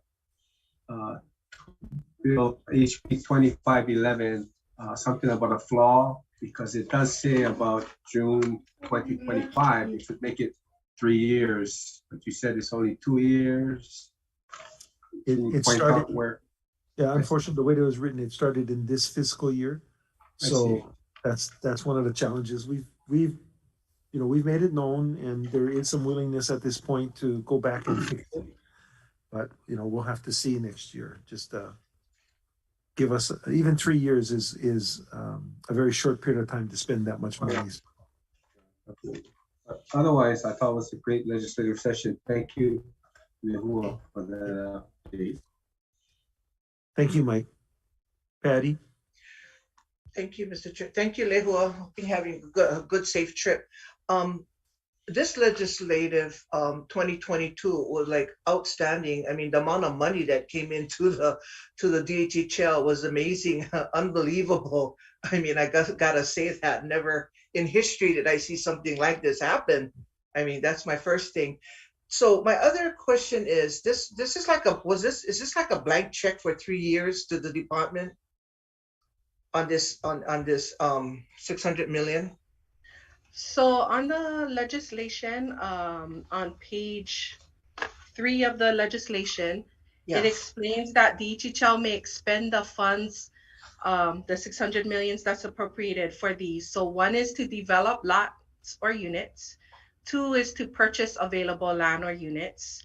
3 is to provide funding for an applicant on the waiting list or a qualified relative of the applicant, similar to the qualified relative of a lessee, who does not own a principal residence to purchase. Now, the thought process behind this was, you know how when we do lease awards, for example, a lot of times there's a simultaneous transfer and it's the child or the grandchild that actually takes the lease. This is the same idea between a home purchase. If they don't own a home, and the whole idea behind the legislature is that there would be some kind of assistance towards purchase of a home for a couple of reasons. As you know, our studies indicate that the biggest reason people don't select a lot is because of the location and because we're limited with our lands. Some of our lands are not in the most areas that are more remote and are difficult to get infrastructure to. So that was the intention behind that. The 4th is to allow for a mortgage or rental subsidy to the applicant on the waiting list. Again, this is for the applicant's principal residence in the state. And then finally, there was this other services category. Really, that one was intended for housing counseling to coincide with a lot of these resources. That was the idea, but how the money is split amongst those, I think to your point, I don't know if that's the point of the blank check, how it's split between those purposes, but that was the intention. And ultimately, when you look throughout the legislation, it was always about, they use the term eliminate the wait list. As much as 600 million is, I don't think it'll eliminate the wait list, but it could significantly reduce the wait list in a short amount of time. So I think that's the objective of this piece of legislation, is to address applicants on the wait list. So in the Senate language version, did the department submit 55 million for ongoing CIP projects? Did that go through? We were asked, the department was asked to present what projects could be completed between 3 to 8 years.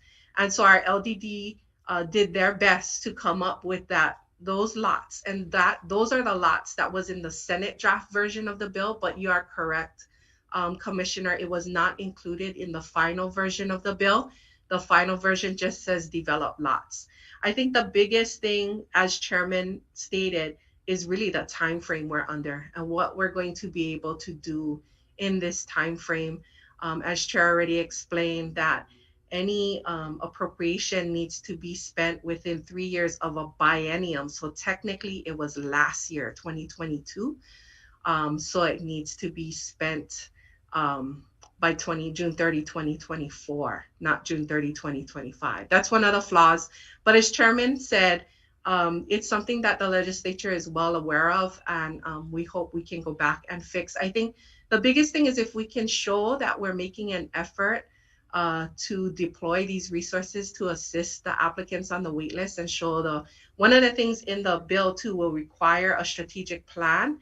I think all of those things will factor in and can hopefully get us to impress upon the legislature that we need sufficient time to deploy these resources to assist our applicants on the waiting list. Thank you for that clarification. And last one, closing on, on page 2 in your submittal C3, can you explain this part? It says the separate from DHH's budget.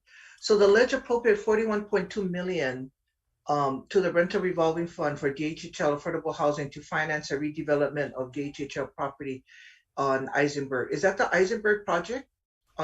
Yes. What does that mean? Can you explain that? So what the legislature did is they appropriated through the Department of Business Economic Development through HHFDC. They have rental housing revolving funds. To DBED. So yes, so they appropriated 41.5 million. It's a loan basically that they will use to finance the construction, and then that needs to get paid back. But it helps with the financing of the development of the 820 Eisenberg, which is the rentals for DHHL. So that's what I meant. It didn't come to DHHL's budget, but it's going to benefit DHHL. Okay, fine. Thank you. Thank you so much for all your expertise. I appreciate it. Thank you, Mr. Chairman.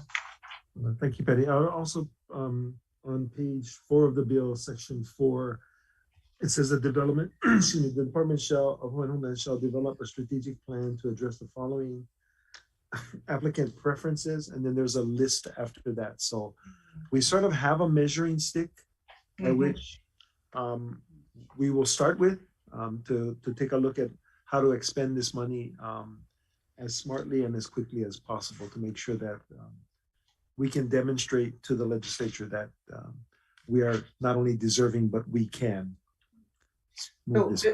So is it selfishly to request and to make sure that the Voice of America project gets funded appropriately too, Mr. Chairman? Thank you. We heard your comment. We're not in deliberations. Just thought I'd throw it in. Thank you. Okay, any other questions? Okay, seeing none, thank you, Lehua. Thank you, Lehua. Be safe. Okay. Lajobi C2. Good afternoon, commissioners. On behalf of the chair, we are submitting item C2, which identifies the members of a permitted interaction group. And the intent of that group is to assist the departmental staff in the crafting of the strategic plan that's related to House Bill 2511. We are nicknaming it the Waitlist Reduction Act because that's the primary purpose of it. So the specific purposes of the committee, as well as its members, are outlined in the submittal and available for any questions that you may have. Thank you, Joby. So I want to thank the members who agreed, Russell, Pauline, Dennis, to be part of this. We will be meeting soon and often so that we can make the June 15, 22 deadline for recommendations and findings to the commission. And just that I know that when you go home, especially after the governor signs this bill, there's a lot of expectations from beneficiaries. A month before the bill was approved, we actually had people come to the office and ask how they could get their $100,000. And we had many calls to our call center. So there's a lot of expectations out there. I just recently saw a Shaw email go out that they're meeting statewide to make recommendations on how to spend the money, and just want you all to understand that we have already some parameters that have been set for us, and we will hone down to what's reasonable and what we can accomplish in the next 3 years, assuming that we were able to get the legislature to extend it for 1 year. So a lot of expectations in the discussions to follow. We will sort of see the guideposts that have been set for us by the legislature. It is not by any means free for all. Chair, can I ask you, I saw that Shaw announcement that came out actually today, right? That email. So they're purporting to report back to the ledge directly, or are they purporting to report to us to assist us in our process? I think the email indicated to report back to the ledge. So I'm not sure how that. In what capacity would the ledge receive the Shaw's report? Just as information only, I believe. Okay. Because the legislature already laid out some parameters for us, yeah? Right. Okay, thanks. Thank you. Any questions for Joby? Joby, thank you for hanging on for so late.